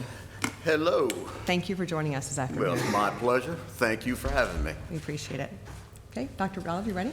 Okay, yes. Thank you for coming in. We really appreciate that. Thank you for offering your service to the Lynchburg School Board. Lynchburg City School System has 15-plus programs that address learning loss, achievement gap, credit recovery, acceleration, and various other programs of that nature. Of those programs, which one do you think has been most effective in achieving that goal? And what program would you like to implement or see done in our school system to address improved test scores in our community? Well, let me be perfectly frank with you. As a guardian of one of my grandchildren who is in ECU Glass right now, and he's a rising junior, I'm unaware of those programs.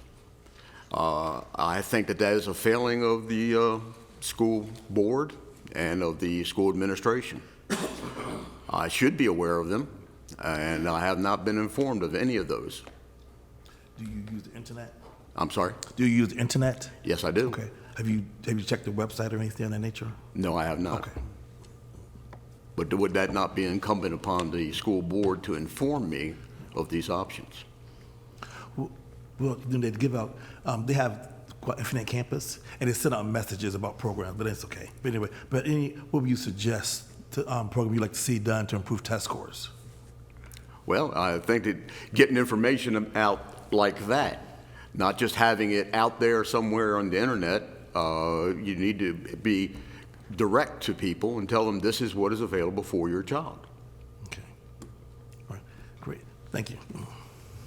Councilman Dolan? Thank you. On your application, you state your desire to restore the students of Lynchburg to their formal level of excellence and to instill a higher expectation of morality and unity. Tell me what that looks like, and how would you accomplish the unity piece? What is that? I'm not sure what that means even. I think that we've gotten distracted by so many different things, whether it's, well, just be perfectly frank with you. I think confusion is the tool of Satan. And he uses various tools to get us distracted and divide us. I think we need to bring people together and to say we have a focus, we have a goal, and that would be that we want our children educated to the highest levels. So many different distractions, you know, whether it's LGBTQ, that has no place in the school system. That has no place. It is simply an indoctrination program to utilize our children and to use them sexually. I disagree with that, and I think that there's no place for it in our school system. So what about the unity? I'm sorry? What does the unity piece mean when you? Well, we need to find what is our goal. What is our goal? Our goal is to educate children. It's not about all these other things that people want to bring to distract us. That is where the unity comes in. All right, thank you. As Mary Jane has said about the former levels of excellence, do you think we can get to the former levels of excellence by and improve our school system with the same board leadership that we've had for decades? A lot of good people, but very poor results. Good intentions does not always result in good results. And quite frankly, that goes to the definition of insanity. Doing the same thing over and over and expecting different results. So the answer to your question is no. Just maybe let me ask another question. And you served as I think as a police officer as well as the deputy sheriff. Yes. How do you feel about having strict punishment for bad attitudes, bad behavior, and poor performance for our students? I don't think we can exist without it. And that is showing up across our society right now as we speak.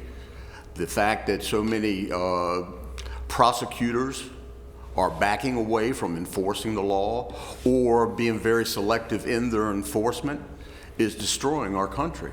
It is allowing people to think that they can get away with things, and you know, you need to be very strict.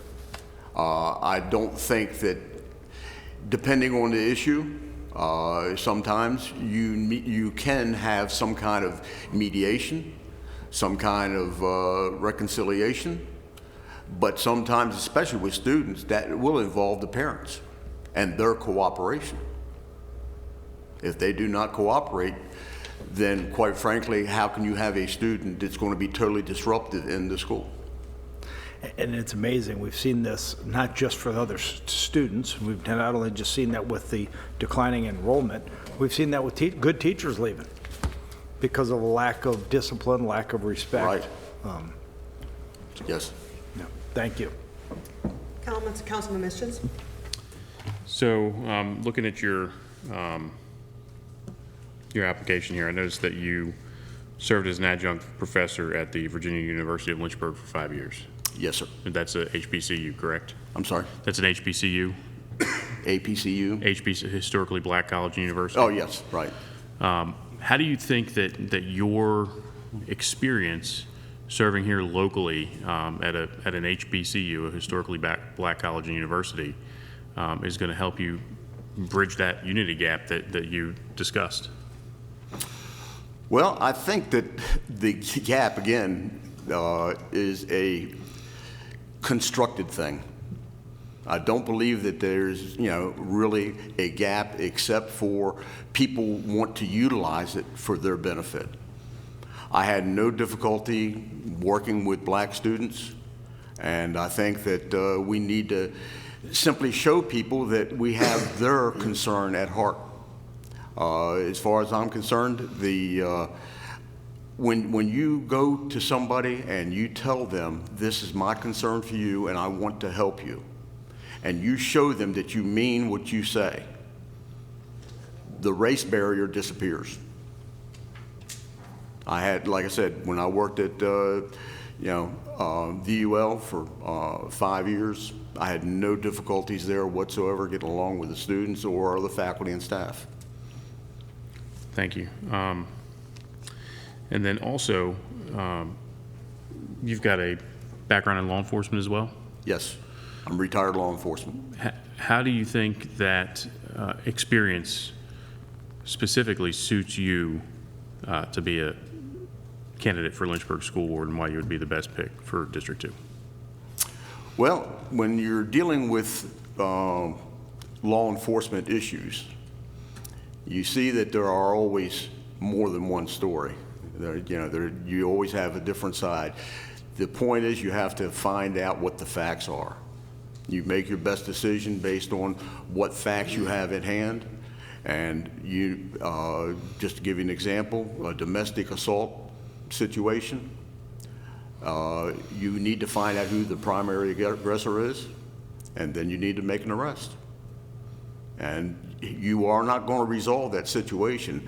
I was in law enforcement long before the laws came out demanding an arrest for domestic assault. When you gave many people the option to say, okay, do you want to press charges? And they would say no. Well, what happened? You go back time and time again, and there is no resolution. But now you do get a resolution, and you return to the same place less often. Do you think that's going to be a benefit dealing with behavior and discipline problems within our school division? Well, and again, being the father of 4 kids and now 10 grandkids, I found that you have to be stern with your children. You can't always be a buddy, but when you are stern with them, they will learn that you do it out of love. And that's the thing. You have to have a measure. You just can't go and beat a child into submission. That doesn't work. You need to have a measured hand in how you deal with every situation. Thank you. Yes. Vice Mayor Feraldi? Mr. Berry, you've heard me ask this question already. It falls within the realms of graduation rates and what focus we should have as a community for graduating our students. If you recall the list that I provided to the previous candidate, the nuts and bolts of it were that you have similar cities around the Commonwealth with a higher graduation rate, and then the delta between their poverty rate is so that it's actually putting Lynchburg at the very, very bottom of the list. We have the lowest graduation rate in that list, and we have a poverty rate, and because of that, that delta is in a position where we're not looking too good. It was twofold. One, to articulate that it's not so much just poverty that's causing problems, and number two, that our graduation rate is directly in conflict with where it should be, which is at the top. And so I ask the question of that: if we were to appoint you to the school board, how would you focus on what we should be really focusing on, which is producing graduates of Lynchburg City Schools? And of course, there are things associated with that educational process that are all over the spectrum that could impact that. But how will you focus on that one thing, which is our goal, to graduate students and filter your perspectives down the line with that? Well, I think that the biggest problem we've got right now is we are not showing the students any purpose, any meaning, no inspiration whatsoever. What do you mean? What is the purpose of life? That is a question that each one of us have to ask. Quite frankly, as far as I'm concerned, there's one God, and He sent His Son to save us. He is our Lord and Savior. And I think without that, where is your focus? You have no meaning. If you believe in evolution, well then, what's the purpose of this life? It's all by chance anyhow. You're not needed. There is so much rejection, so much hate, so much anger. We need to teach our kids that they have true value and that they have the opportunity to be true sons of God.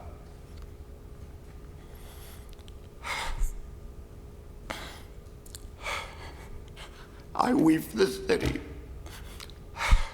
I weep for our children. I pray every night for them. We are casting them into hell because we are not giving them the truth. And I apologize. I did not come here to weep. I come here to tell you the truth. And the truth is in Jesus Christ only. And we have to get our kids to understand that there is a God that loves them. There is a God that wants them to share in the kingdom, that will have them to be heirs with Christ. Sorry. So your background with, in law enforcement, one of the things I think we haven't really talked at length about tonight or today, we've talked about safety in the schools as far as discipline issues with the students, and there's various reasons we're seeing an increase in discipline problems in the students. One of the things I know parents have talked to me about is just safety in the schools. You know, we've had lockdowns. You know, our governor recently signed the swatting bill because we've had some of those issues. I've had some parents ask me about metal detectors in schools and so forth. We just got a grant where we're getting SROs or the equivalent thereof in the elementary schools. But what are some of the things with your law enforcement background that you think that you would be helpful for safety in the schools, maybe that we aren't observing or doing right now that might be helpful as a school board member? I think that the law enforcement community is doing a great job. I think that they're doing everything within their power to accomplish the goals. Now, I do not, I know you were addressing some grants, but I believe even in the elementary and the middle schools, you need law enforcement. You need law enforcement in every school. If you're familiar with, they had a Russian school that was attacked. They didn't have, you can't own a gun in Russia. So the gun laws are irrelevant. But yet they had people go in and take over a school. There was 40-some kids who were killed. Okay? You know, as far as I'm concerned, you can't have too many law enforcement officers. You need them in every school. And, well, I'll leave it at that. Okay. All right. Thank you. Dr. Wilder? Yes. Thank you again. As far as, we currently have one school board member who is eligible for reappointment in District 2. What do you bring into the table that she does not already have at the table?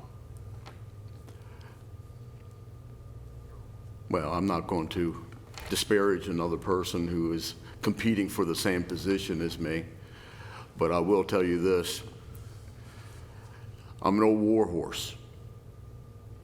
The thing about being a war horse is that you're prepared for battle or for pulling the plow.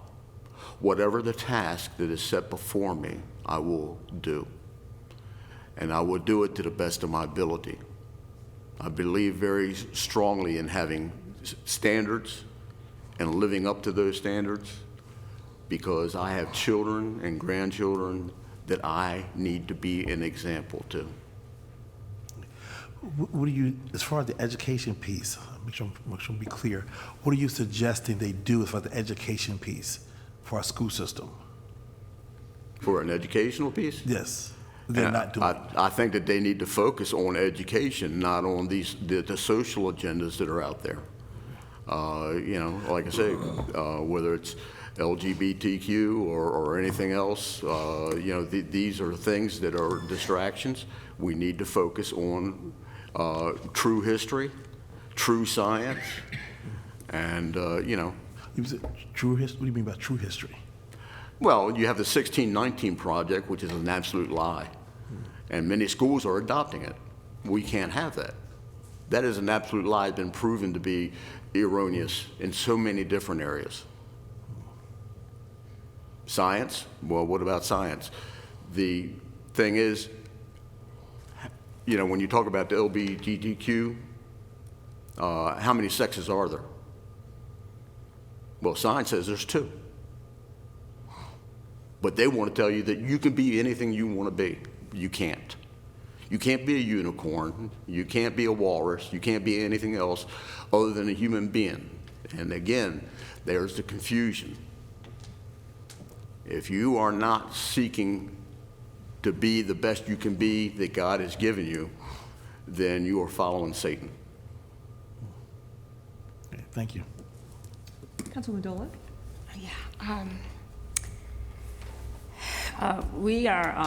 We are truly like in a watershed moment now with our school infrastructure, and we might be in a position of eliminating or consolidating schools. And we just wanted you to tell us a little bit about what your feelings are pertaining to that. Well, it's my understanding we have 14 school buildings right now, and you only have just under 7,500 students. That's like 500 students per building.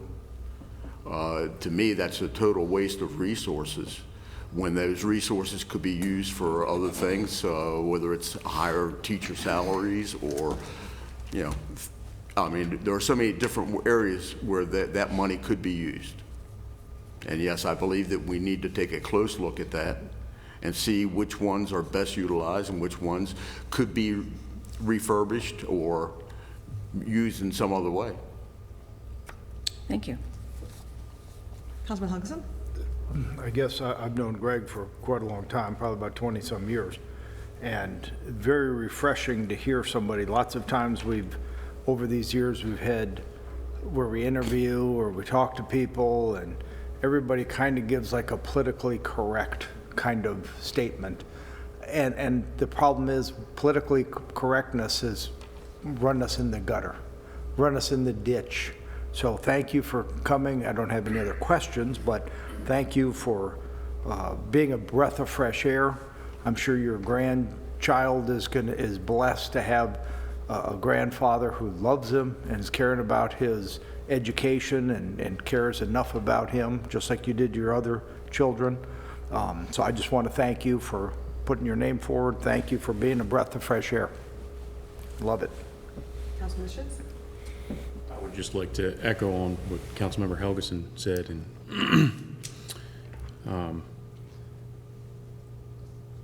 how thankful I am, how boldly you proclaim the name of Jesus Christ in this chamber, and how I appreciate that. And just thank you for putting your name forward. Thank you for who you are. Thank you for the many ways you've served. And I'm just really glad that you're here and a part of this. Thank you. I agree, Mr. Barrier. We've known each other for a brief time, but thank you for your sweet spirit, and I agree with the sentiments about you being a good grandfather and provider, and thank you for your service to our criminal justice system and your service to VUL. Do you have any closing statements? My wife gave me this bracelet for Father's Day.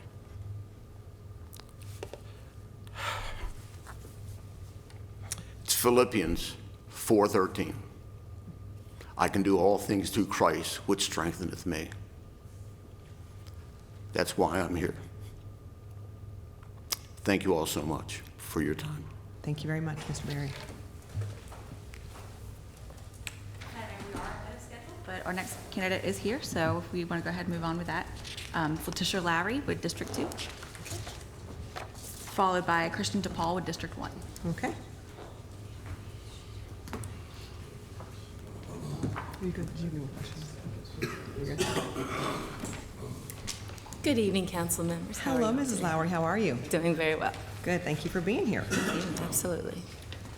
Dr. Wilder, you ready to go? Yes. Okay. Well, thank you again for coming in. We appreciate you offering your services to our Lynchburg School Board.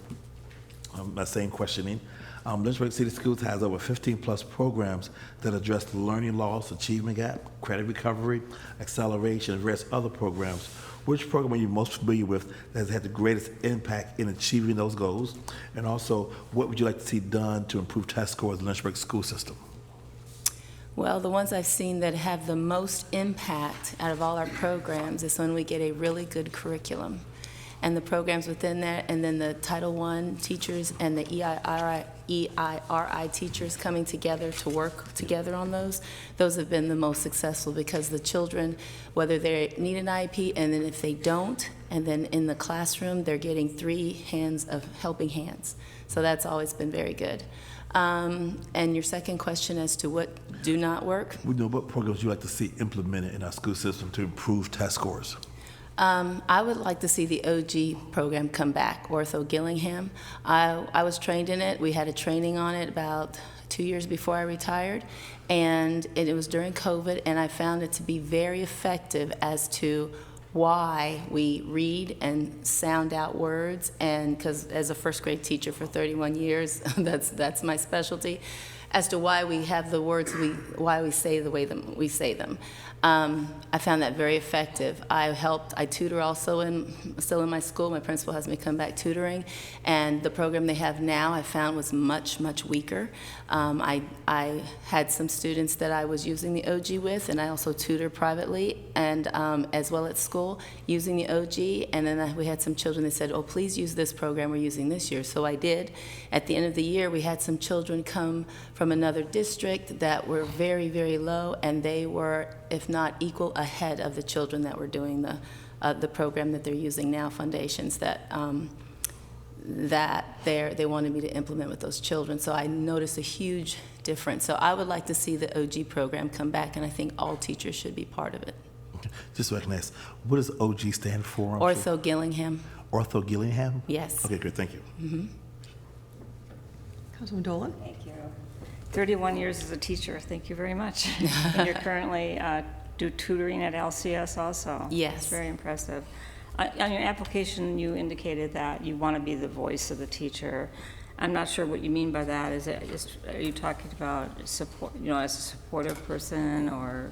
Well, all the years that I've taught, several times with different administrators, it's not always been the same one, have said, oh, we want to hear your voice. We want to know what teachers think. We want to, support you. Then we come, and we come in droves, and we show up. We've showed up at the school board. We showed up at EC Glass before with all the ideas that we have, and I can't tell you how many times when it's all said and done, it's like they never listened. It's like our voices were never heard. And so they choose to do what they want to do, what they think is best, instead of listening to the people who are actually in the rooms with the kids. And I can't tell you how many times then they were like, oh, no, we really want to hear what you want to say this time. And I think when Miss Edwards came, she really pushed that. And I think at the beginning, too, she really was trying to listen to us. I don't know how much of administration is involved in what you have to do versus what you can do. But there have been so many times that we've just not been listened to, that when they say, hey, come, we want to hear what you say, we mean it, then they're upset when no one shows up. Well, why should we show up? You've shown to us over and over, you don't listen. Mm-hmm. We need to listen to teachers. We need to listen to them at every level. They know it works because they've been the ones doing the work. They've seen the failed and the successful strategies that have been there. And I know that there's always progress, and we need to try this and this. Mm-hmm. But after you teach for a while, you realize the pendulum just comes back and forth. It comes full circle. We did thematic teaching for a while. Then we did individualized other strategies. Then it comes back to another kind of, well, we're going to do it this way when you find out it's thematic again. It's like there's nothing new under the sun. So instead of going back and forth, why not listen to what we say it works, and then let's stick with that. And in all the years that I've taught, one of the things that people have come to say to me is that, and in my evaluation of principals, is that you usually have the highest amount of readers come out of your classroom. And you ask me, what do you do? Well, I just let the kids read in the morning. We don't do anything else, we just read. And that's a strategy that's been in place forever, but they want you to implement this instead and that instead. And sad to say it, or not sad to say, There are times I have not listened to the curriculum requirements because I know they're not going to work for my students, and my parents are holding me responsible for getting their child ready for the next grade. And I can't do that being wishy-washy, jumping from here to there to here to there. I know it works. I stuck to it. I always had a high amount of readers come out of my room. So as a board member, how could you change that? What would you? Well, I would go and talk to, personally, because I've always stayed in elementary, so I would need to talk to middle school teachers, middle school teachers and high school teachers, and ask them, okay, in all the years that you've worked, where have you seen the most progress with kids? No matter how difficult it was for you or tedious it was for you, what really worked that you saw a difference and that made a difference to the children? And then that's what you need to start and build with. That will be your foundation. Okay, thank you very much. Councilman Helgeson? Well, I want to ask you your advice about foundation and basements. Oh. Well, let me see. Just kidding. It has not flooded. Anyway, glad at least you got the joke. Yes, I did. But I do want to ask you, as a former teacher and wanting to be the voice of the teachers, have you heard, I've heard from lots of teachers, maybe I've just heard from a select group, but where they have felt that they haven't been backed by the administration, and because there hasn't been strict punishments for bad behaviors, bad attitudes, cussing at teachers, and poor performance. Would you be in favor as a board member of strict punishments for those bad behaviors, bad attitudes, bad actions, and poor performance? For both students that are bullies and teachers that shouldn't be cussing, absolutely. Well, not the teachers being cussed at by the kids. Oh. And you said you've been in elementary school. Yes. This is at the high school level. Yeah, well, my children went through, for babysitter hardship, they went to Paul Monroe, and then they went to Dunbar, and then they went to Heritage, where we're districted. But yeah, they have had both sides. So, but no, there needs to be accountability. So if a student knows, well, I can do this, yeah, you can do anything, but with anything you do, there's a consequence. And if they're willing to deal with the consequence, well, then they can take the punishment that goes along with it. What that will be, it depends. Every situation is individual, so you'd have to sit down and see what that situation is. If it's a student decides to flip off a teacher, oh, well, then you can use all your resource time in study hall and sit there by yourself and get your work done. If it's not done, well, then you're going to have other things that you're going to have to do. It's just going to pile up. I grew up military, so this is part of my thinking. But also, if it's cussing, well, then if you can't use the right words out of your mouth, then maybe we'll put you somewhere where you can just talk to yourself. I mean, you can be in a room and get your work done there. You know, we've done that at elementary. Elementary level, we still have kids that cuss, kids that flip teachers off, kids that throw furniture. You'd be surprised. So, but yeah, for everything that happens, there is a consequence. And you're not trying to necessarily make an example out of a kid as much as you're saying, listen, this is not going to get you anywhere. And you're here for a reason. You're here to learn. So like the gentleman before me was saying, what's your purpose? You know, there is a purpose for you. I've always prayed for my kids, especially during the minute of silence, but you know, there's a purpose for them. And I want to make sure I'm doing what even the kids that hate being there or are mad or didn't get enough sleep and they're grumpy or whatever the purpose may be, honey, you still need to get this work done. Now, if you can't get it done at home because nobody's there to help you, then we're going to sit down. But that's no reason to act that way. It's no reason to cuss me out. It's not a reason to flip me off or anything else, okay? Children at any age have trouble, even adults, managing their emotions. So we have to teach them how to get that focus, how to bring it down, how to get calm, and then how to show them a manageable way to take that anger and put it in a direction that'll be useful for them instead of against them. So teachers, you tend to end up being a counselor half the time when you weren't trained for that, but that's what you end up being. Great, thank you. And just real quick, can our schools improve with the same board leadership that we've had for decades? If they don't run in fear. I saw during COVID just way too much fear. Our students should have been back in school much sooner than they were. And those SOL tests still come around whether you're there or not. And then because of, keeping them out of school, kids didn't show up at high school I heard other teachers talking that, they don't show up at their Zooms and nobody's there. Maybe one kid shows up, or you just can't have that. I mean, they're still going to be held responsible for those state tests, So, yeah, I think there was too much fear. Thank you. Mm-hmm. Councilman Missions? I got a sweet spot for teachers because I'm married to one, obviously.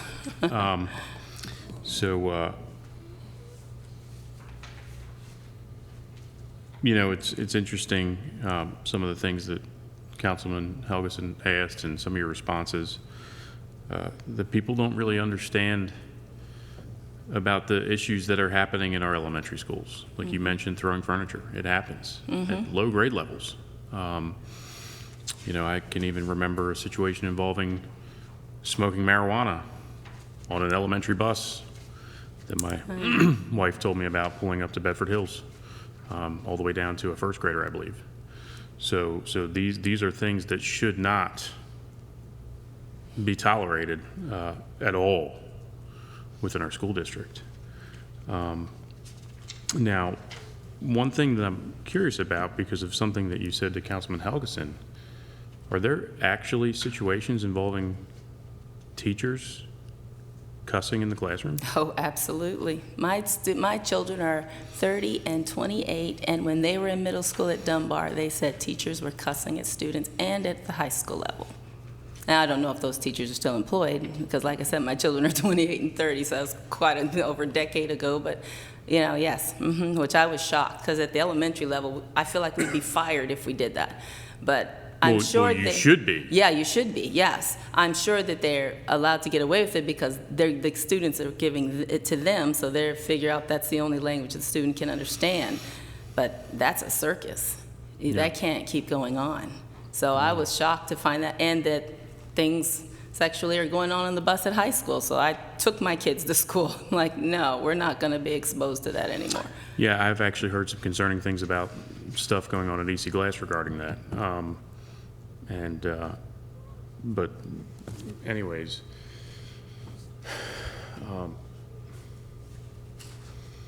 I think I'm sure you probably have a lot of friends that are teachers that you talk to. Mm-hmm. What would you say are the primary reasons that we're not able to retain teachers? There are a few factors. The basic factor is people got into it not thinking it was going to be what they thought. So I know people that graduate from college, did their student teaching, and quit. They're like, the kids just ran over me. You didn't even give it a chance. They don't. The biggest problem, and I'm an LU grad, and I've been to LU speaking on this, and it's still, none of the colleges do this, I feel. They don't have a course simply on behavior and behavioral situations in the classroom. You can have the best laid lesson plan, but if you can't teach it, what was the point? So teach behavior. I gave scenarios when I did a conference for a class, and I gave situations and how would you handle it, and let the college students answer me and say, well, you know what, there's no actually right answer. There's a better answer, but there's no exact right answer that's going to formulate to every single situation. So it's a constant learning situation.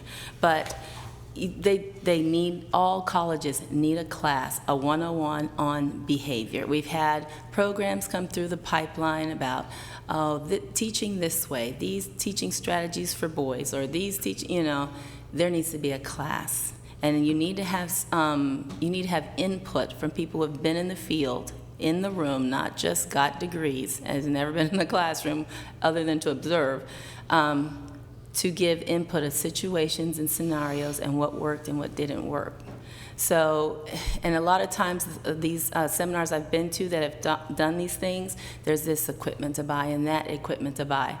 Well, in all the years that I've been teaching, there have been times I've sent students to the principal's office, but more often not. Okay, it had to be a really dangerous situation before I would send them. I let them know, no, you're staying with me. This is not going to change. This is how we have to do it. Another problem we probably don't keep teachers is because they're not willing to go that length. They're not made of, we're all made of a different kind of fabric, you know, based on how we were raised, our thought process. You know, I've had really strong student teachers, and I've had some very weak that, you know, I'm not sure if they're going to do okay behavior-wise in their classroom because they're just too mild. You know, so you've got to learn to gird up your loins, so to speak, and be strong about what you're doing and saying. And if you're not willing to be a witch at the beginning of the school year and after every break and at the last month of school, they're going to run right over you. You know, so there's strategies that you learn from your co-teachers that have been teaching longer you need to implement. You're not supposed to lose your personality, but you need to gain strength to deal with kids. And when you deal with the bullies and those that are being outrageous, and everybody else sees that you mean business, the whole class settles down. You know, it's very interesting. I spent some time over the weekend talking to a very well-respected and seasoned high school teacher in Lynchburg, and he said a lot of similar things, and it was a really valuable insight, and I was glad to have that conversation before these interviews.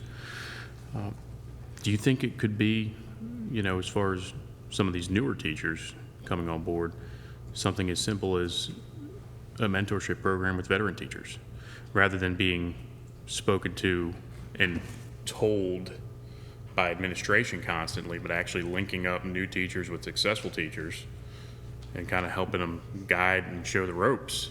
As to the first question, we've done that, and then they removed it, and they do something else. Stick to what works. Did that work in the past? It worked every time in my unit. We took whoever was the newest teacher, we took them under our arm. We said, these are the themes we plan on. You can follow them or not, you know, this is totally up to you, but we have to stick to this, but you can teach it your way. If you're having this problem with this student, these are some things that you can do that we've done that have worked, especially if it's a new teacher.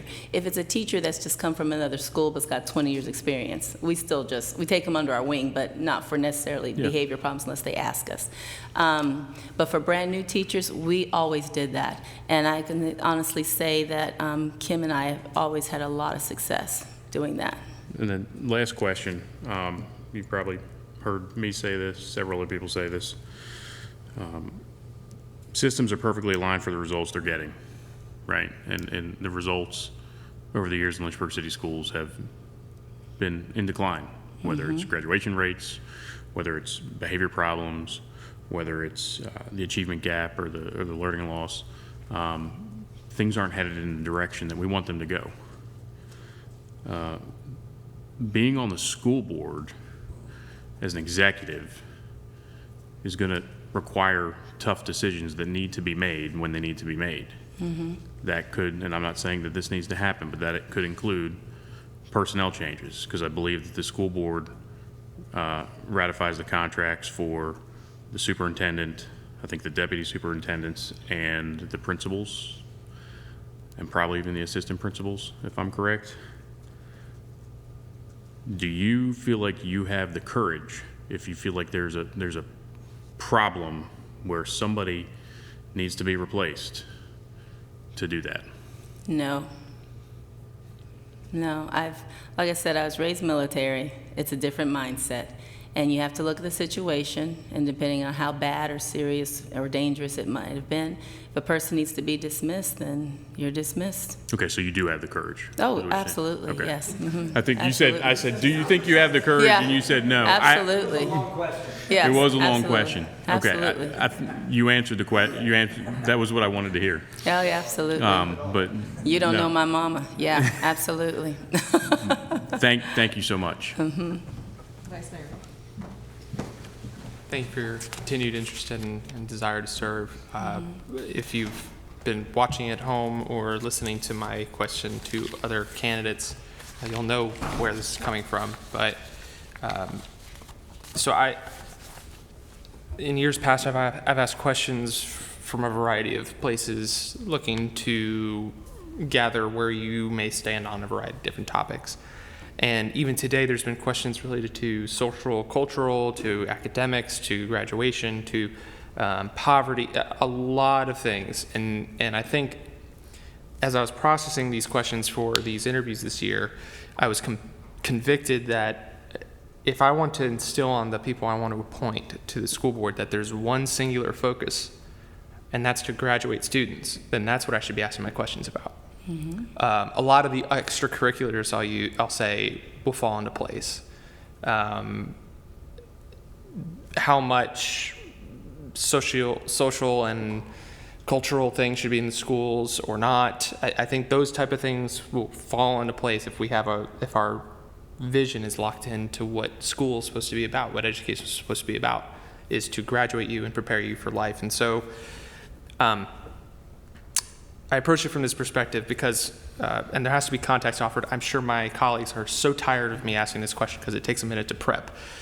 But there are multiple localities across the Commonwealth that we are similar to. Urban settings, traditional cities that are older than some of the counties or some of the other areas in the Commonwealth. They're called first cities.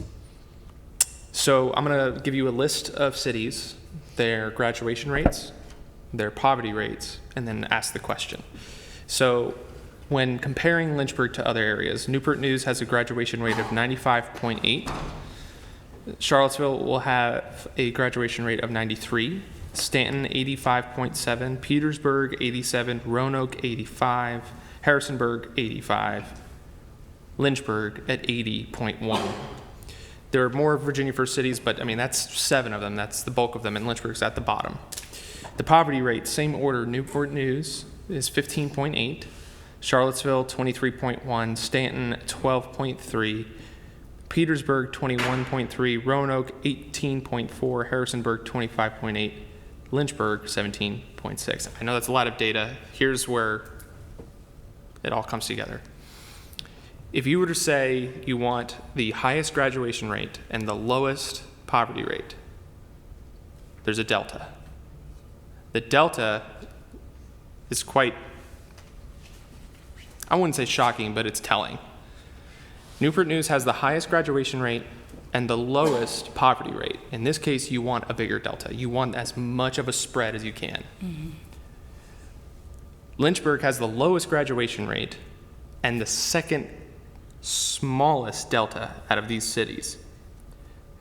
So in asking this question, I'm trying to articulate that it's not simply just poverty that causes Lynchburg to have a low graduation rate.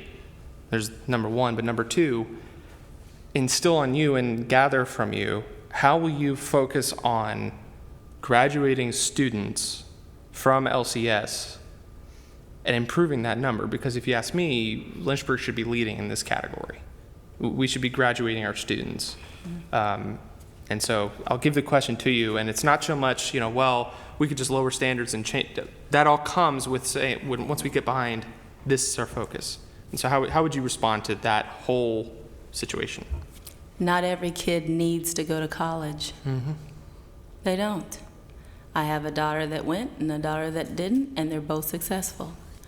I have a sister that runs doesn't run it, but she's high up in the executive branch of this company in Seattle.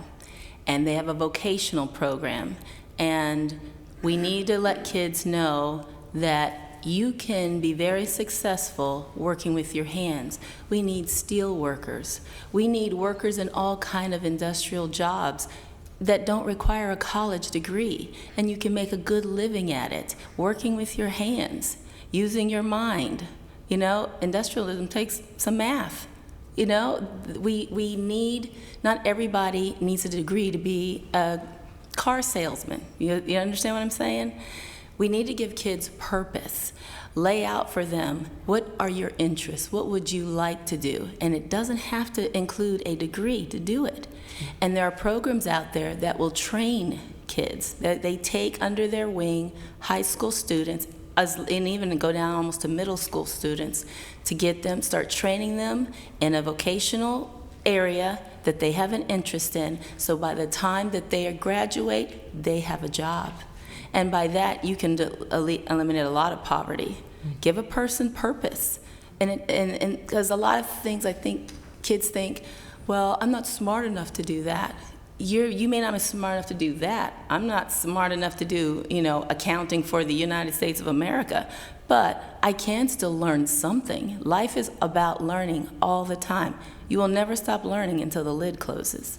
So give them an outlet to where they can still learn and grow as a young adult into a full-grown adult and raise families and be able to take care of them and help them. There are a lot of programs out there like that. We need to start implementing these vocational programs in our schools at an early age. We used to have SHOP. We used to have home ec. We used to have art. We have art, but we used to have other things. I know when I was in middle school, we used to have how to balance your your checking account. There are all kinds of life skills that are out there that are vocational programs with life skills that are needed everywhere. Not everybody can be a computer analyst. We need people in all kind of fields all over the world. And doesn't mean they have to be here. We want them to be productive citizens in Lynchburg, but if their job takes them overseas, well, so be it. They can travel the world. The world is your oyster when you're young. Give them a vocation. Show them all the many vocational jobs that are out there. Get other companies that have these programs. Let's get them involved and part of our community and give these kids an option other than, well, I can't go to college. No, there's other things in life besides college.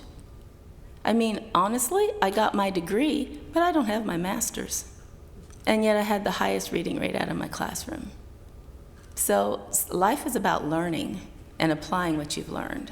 So this is not a new thing, it's something that being married for, 47 days that I've learned very quickly.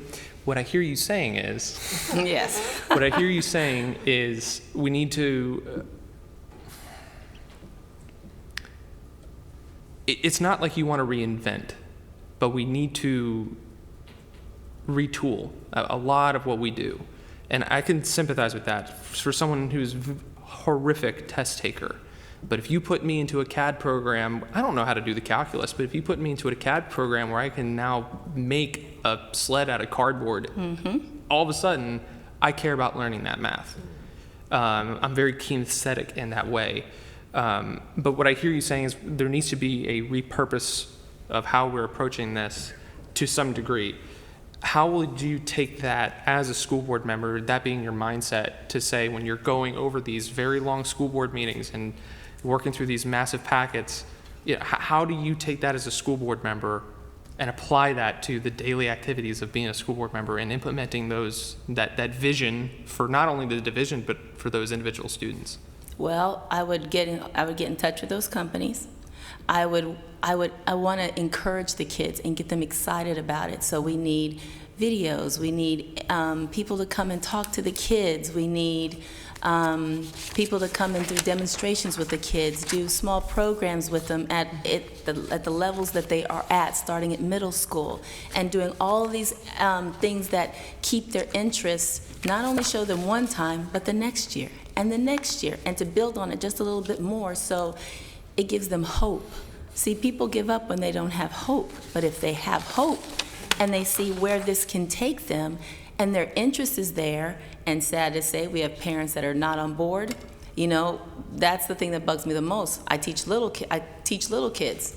Their parents need to be involved, so when they're not, the kids really fail because when you're 6 years old, you need your parent to be involved. But when you get to middle school, you can make the choice and the determination yourself without necessarily needing that parent help. And if someone is there to continually encourage you, and this program's gonna come around next year, and you're invited to it, or they're gonna show this video, or you can go to this camp, like kids used to go to space camp, you can do these kind of things to encourage the kids. So by the time they get to high school, they're like, yeah, you mentioned Newport News. Newport News has all this in place in their area.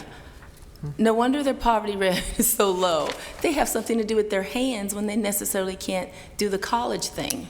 So it makes a huge difference. Give them purpose, and then they'll be the ones excited, and they will be the ones that will push for it. Thank you. We're almost out of time, but I would like a chance to ask my question.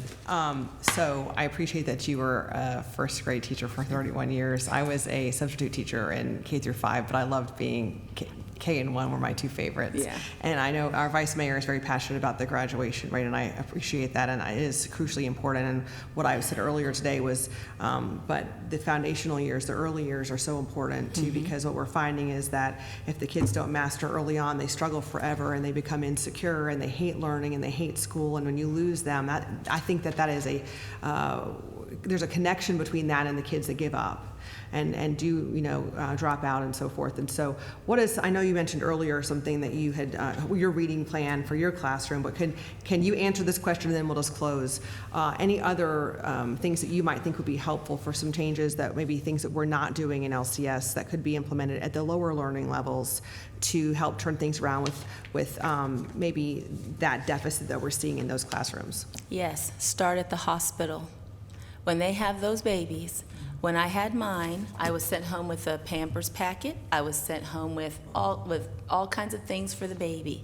We need to send an educational packet with the parents. It could be one pamphlet. It says, please hold your baby and talk to them. Look at their eyes. That's when they make the synapses, the connections is with the synapses. Read to your baby. Yeah, they don't understand, but read to your baby. After 8 months, a child can understand your language.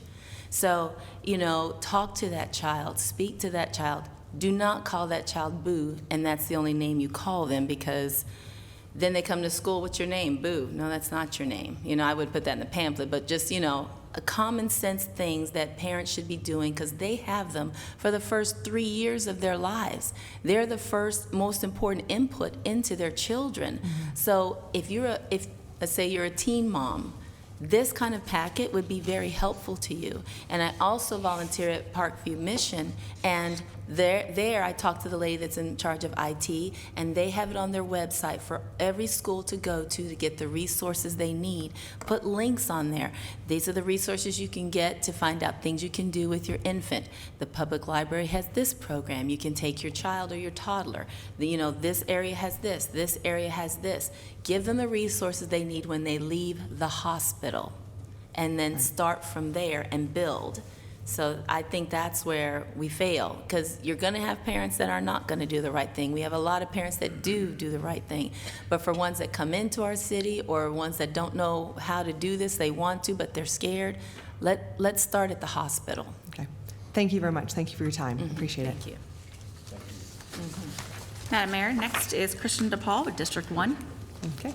And as he makes his way up, I can just go over the logistics for tomorrow to make sure we're all on the same page and for our viewing audience. So we begin at 1 o'clock, where we'll finish District 2. We'll take a break, recess at 2:30 to 3, and then we will interview District 3 from 3 o'clock onward. Dr. David Bream did withdraw his application over the weekend, so we just have 4 candidates to consider for District 3. Okay. Thank you. Just know I will be out of town tomorrow, so I'll be watching virtually on Facebook. I'll leave my questions if you have time to answer them. It's one of them, but I'll leave it with you just in case. But I will be out of town tomorrow. Okay. Thank you very much. Hello, Mr. DeBell. How are you? I'm well, thank you. Good afternoon, everyone. Thank you for joining us. We will start. Thank you for inviting me. Dr. Wilder, go ahead. Okay. Yes. Thank you for submitting your name for school board, also for your service on the GLTC board, I believe. We appreciate that. Yes. Question is, LCS has over 15-plus programs that address learning loss, achievement gap, credit recovery, acceleration, and various other programs. Which program are you most familiar with that's had the greatest impact in achieving those goals? And also, what would you like to see, what program would you like to see implemented or done to address improved test scores in our school system? Will you please repeat the list? The last one? Yes. What do you suggest, a program to improve test scores? I meant the list of programs. Oh, you said them quickly. There are 15 plus. There's several programs that they have. I was just trying to see if you're familiar with any of the programs that address those areas. Persons come in here and they try to say, they suggest about improving the school system. So I'm trying to make sure, are you aware of any of the programs? And if you are, what do you like about them? Which one do you like the best? If you're not, that's fine. I'm familiar with a couple programs. Okay. One which I volunteered with state and another locality was the alternative ed program, which was, I'm assuming that you have the alternative ed program here. Mm-hmm. I volunteered with them. I found that to be a fine mitigator for behavioral problems. when you manage behavior problems, you have a better opportunity for others to excel in the normal class, regular classroom, everyday classroom. So I found that's the one I'm most intimately involved with or aware of. Okay. And what would you like to see implemented to help improve test scores? There are, I think it comes down to an ideal situation that if we could allow our teachers to teach, we can always hear about the disciplinary issues that take away from the classroom. As a former teacher, I face those issues myself. If teachers were allowed to teach, considering this is the primary area in which the school system is primary for children to be learning at this part in their lives. They don't do this, they may not have the same opportunities at home.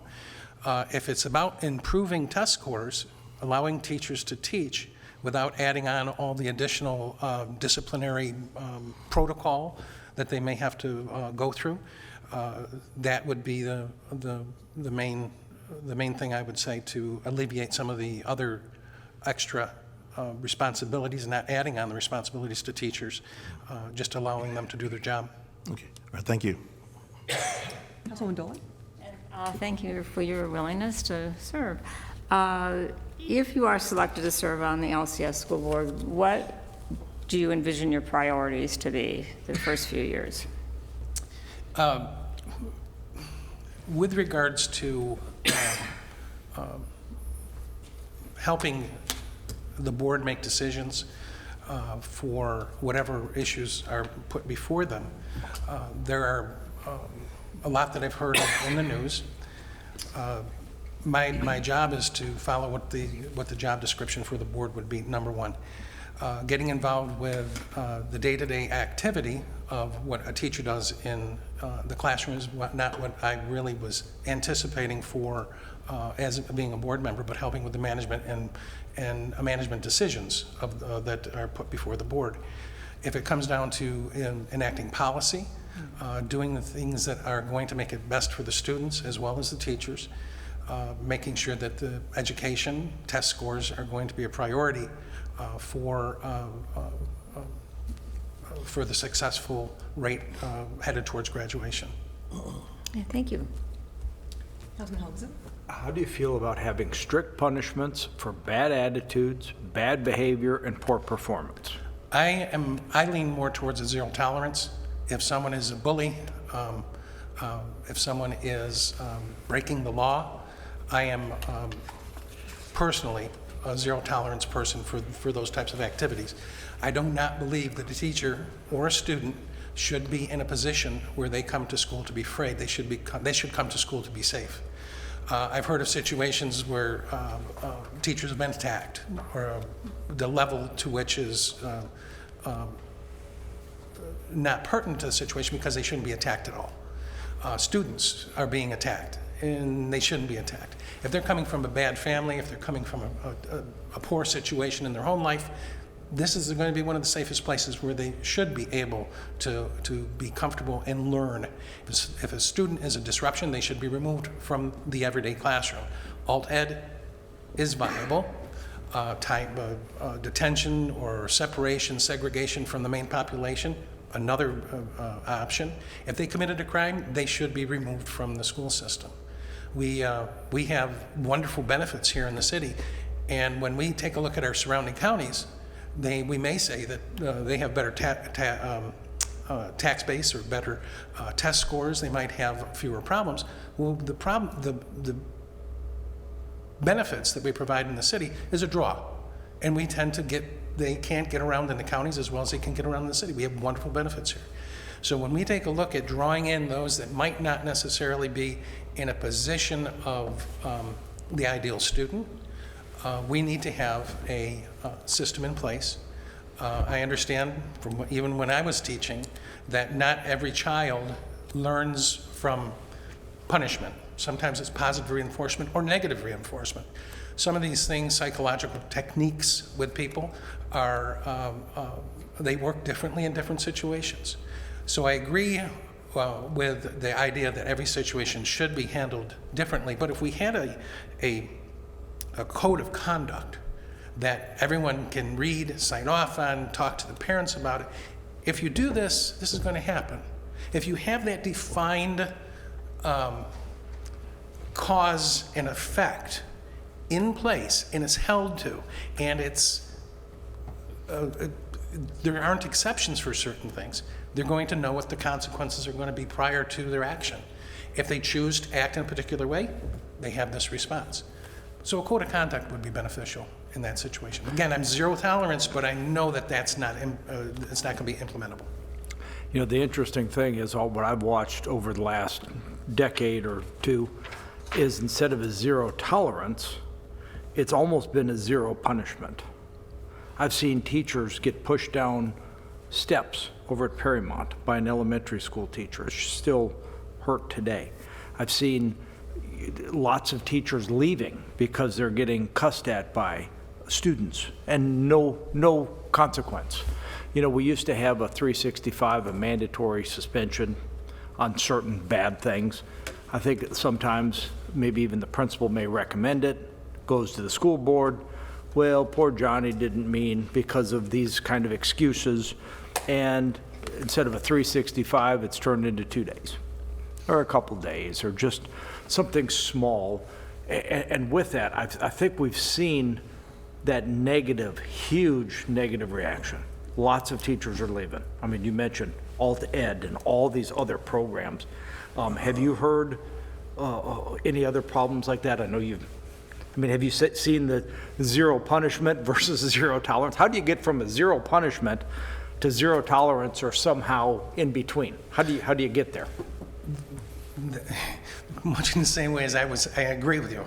I would say where I lean towards zero tolerance, that's not implementable because of the people that are reporting it for whatever reason doesn't happen. If it does come to the board, if it's something that a decision has to be made, I would be leaning towards the more strict implementation and the follow-through of that implementation. If you're saying that zero tolerance ends up with zero punishment, that's one of the reasons why I said I would lean more towards the conservative or the restrictive as far as conduct is concerned. If a teacher is harmed, there's no place for that student to be in the system. And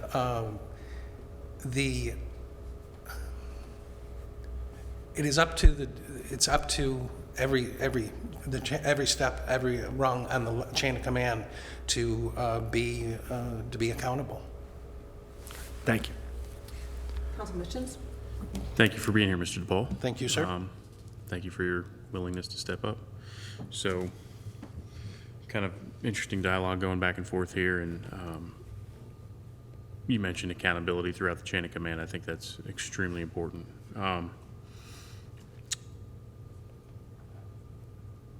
There seems to be something that I'm hearing on a regular basis where if there's a behavior problem in the classroom, the current way of handling that is to dial in on the teacher and blame the teacher for the child's actions. So I think that, you kind of mentioned somewhere between zero tolerance and getting there. Do you think that it's important to send a strong message out to the workforce from the school board that they have the teachers' backs? Absolutely, absolutely. If you're in a work situation where you don't feel that you're supported, that's demoralizing. I can tell my experience on GLTC. And being a conservative, fiscal conservative, I never thought that I would say, geez, unions, they're doing a good job. In that situation, once the members of the union realized that the board had their back with regards to making sure that they were going to be taken care of, whether it was due to a sickness, injury, the contracts, things changed when I was on the board. And it worked out for the betterment of GLTC, and I'm going to say the community in general. GLTC ended up, it was on the chopping block, and it's not now. So the board, albeit by inspiration or encouragement, mere presence being there. I held people accountable in the various levels of management of First Transit, as well as the local corporation that ran the bus system. Same thing would come here. Of course, the teachers are going to be held accountable because they are the first line of defense, if you will. They're the first line of action. And it is that interaction between the teacher and the student that is most imperative. It's the first line of success, first line of education, first line of learning. So yes, when you say strong message, I don't mean to come down with a hammer that you're going to do it this way. I mean that, look, you find you have a problem, bring it to us, and we'll do what's within the code of conduct. We will make sure that the rules are followed. As a board member, as a person that's going to be helping with decisions, I would be in total support of making sure every teacher knew, teacher population knew that they had the board had their back. And, it's kind of interesting. I see a lot of similarities here because I actually served as a officer in a local firefighters union. And I too see the value in those employee organizations that represent employees to management. I think it's important. I don't necessarily see the value in collective bargaining, but I do see the value in that representation to management. And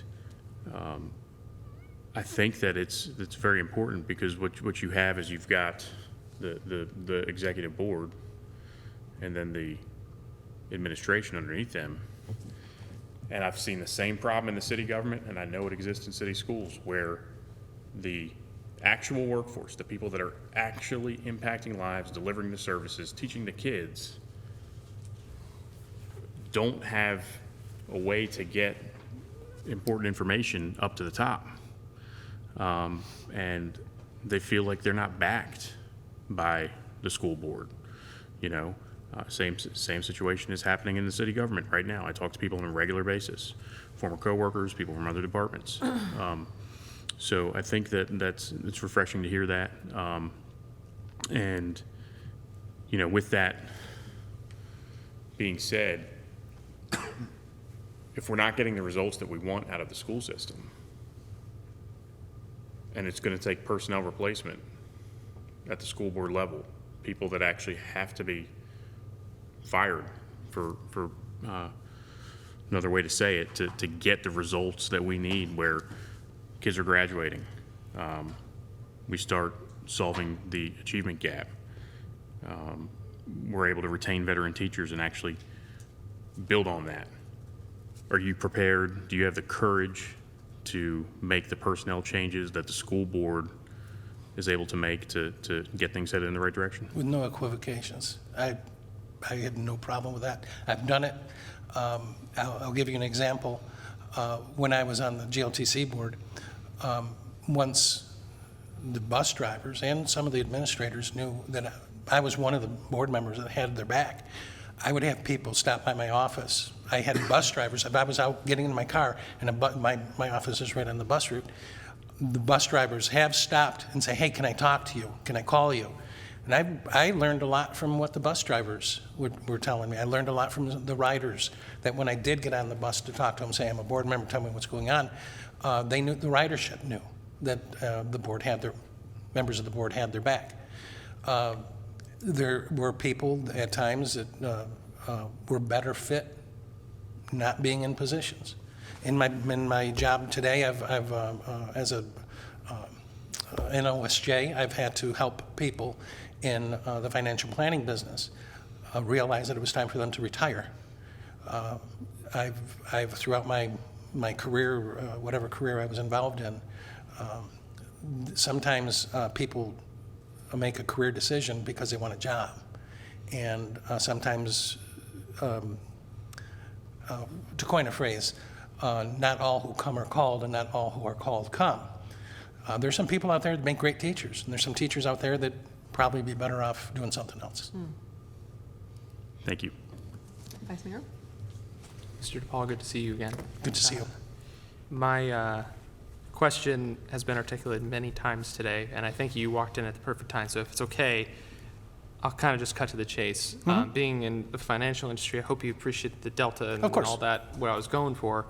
Can you speak to how what you will focus on as a school board being the priority, which by my book is we're going to graduate students?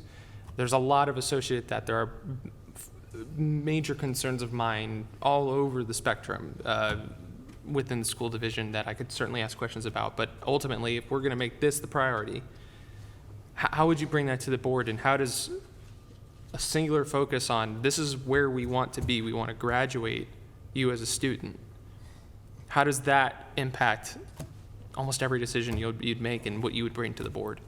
I think anything short of 100% graduation is a failure. That's number one. There are different types. When I think was mentioned with a previous candidate that the concept of what we had up in New York was called BOCES, and it was a vocational program. Having several different styles of degree graduation certificates might help in that situation. Now, there's going to be people, there's going to be students that that aren't ready to graduate. They don't follow they follow the path of a different drummer. And I get that. I understand that 100% is probably not one of those things that can be achieved. But trying to achieve that is really what the focus is going to be. So going back to what I said in one of my initial comments, that here we are a city with tremendous benefits. We have a transportation system that doesn't translate to the counties. We have benefits in this city that the counties don't have or don't offer. And with that being said, there's a natural attraction for people who need these services to come here. That contributes to the poverty, in my opinion, from what I've been able to see. That delta, if you have, I don't necessarily accept the correlation between poverty and low graduation rate. Right. I grew up on welfare, and I went to college, and I ended up with a degree in biology, chemistry, physics. I taught school, biology, chemistry, physics. There were so many different things I had done or could have done with those degrees. And I stayed through college, not to be prepared for a job, but for the discipline that education provided for me. I knew early on that whether it's high school education, and I was the only one to graduate high school in my family, and the only one to go to advanced degrees in college. So it was something that's in me. So to identify in a student their choices, their proclivities, the things that they do best, and to improve upon them, that's really what the teacher's job is to do. And that's why I will always say, let's let the teachers teach. Let's do as much as we can so that the teachers can do their job. So including things such as BOCES, vocational programs, it's been said a number of times that not everyone needs a degree, and I agree with that. But you should have a basic understanding, a basic certificate of education, being the high school diploma. A college education, whenever I've interviewed people, doesn't necessarily mean that they're going to have everything they need to know for a job, but they have the discipline to follow through with a course of study. They have the dedication to do it. I received my master's when I was 50 years old, and that was a master's in finance, because I wanted it. Did it help me out with my clients? I don't know if it helps them out. Maybe they're happy that I have it. I don't know. The point was that I'm a person who enjoys education, and I will go along that path. Others don't. Maybe they're going to be better with their hands. Maybe they're going to be better taking an administrative course to help run businesses or offices.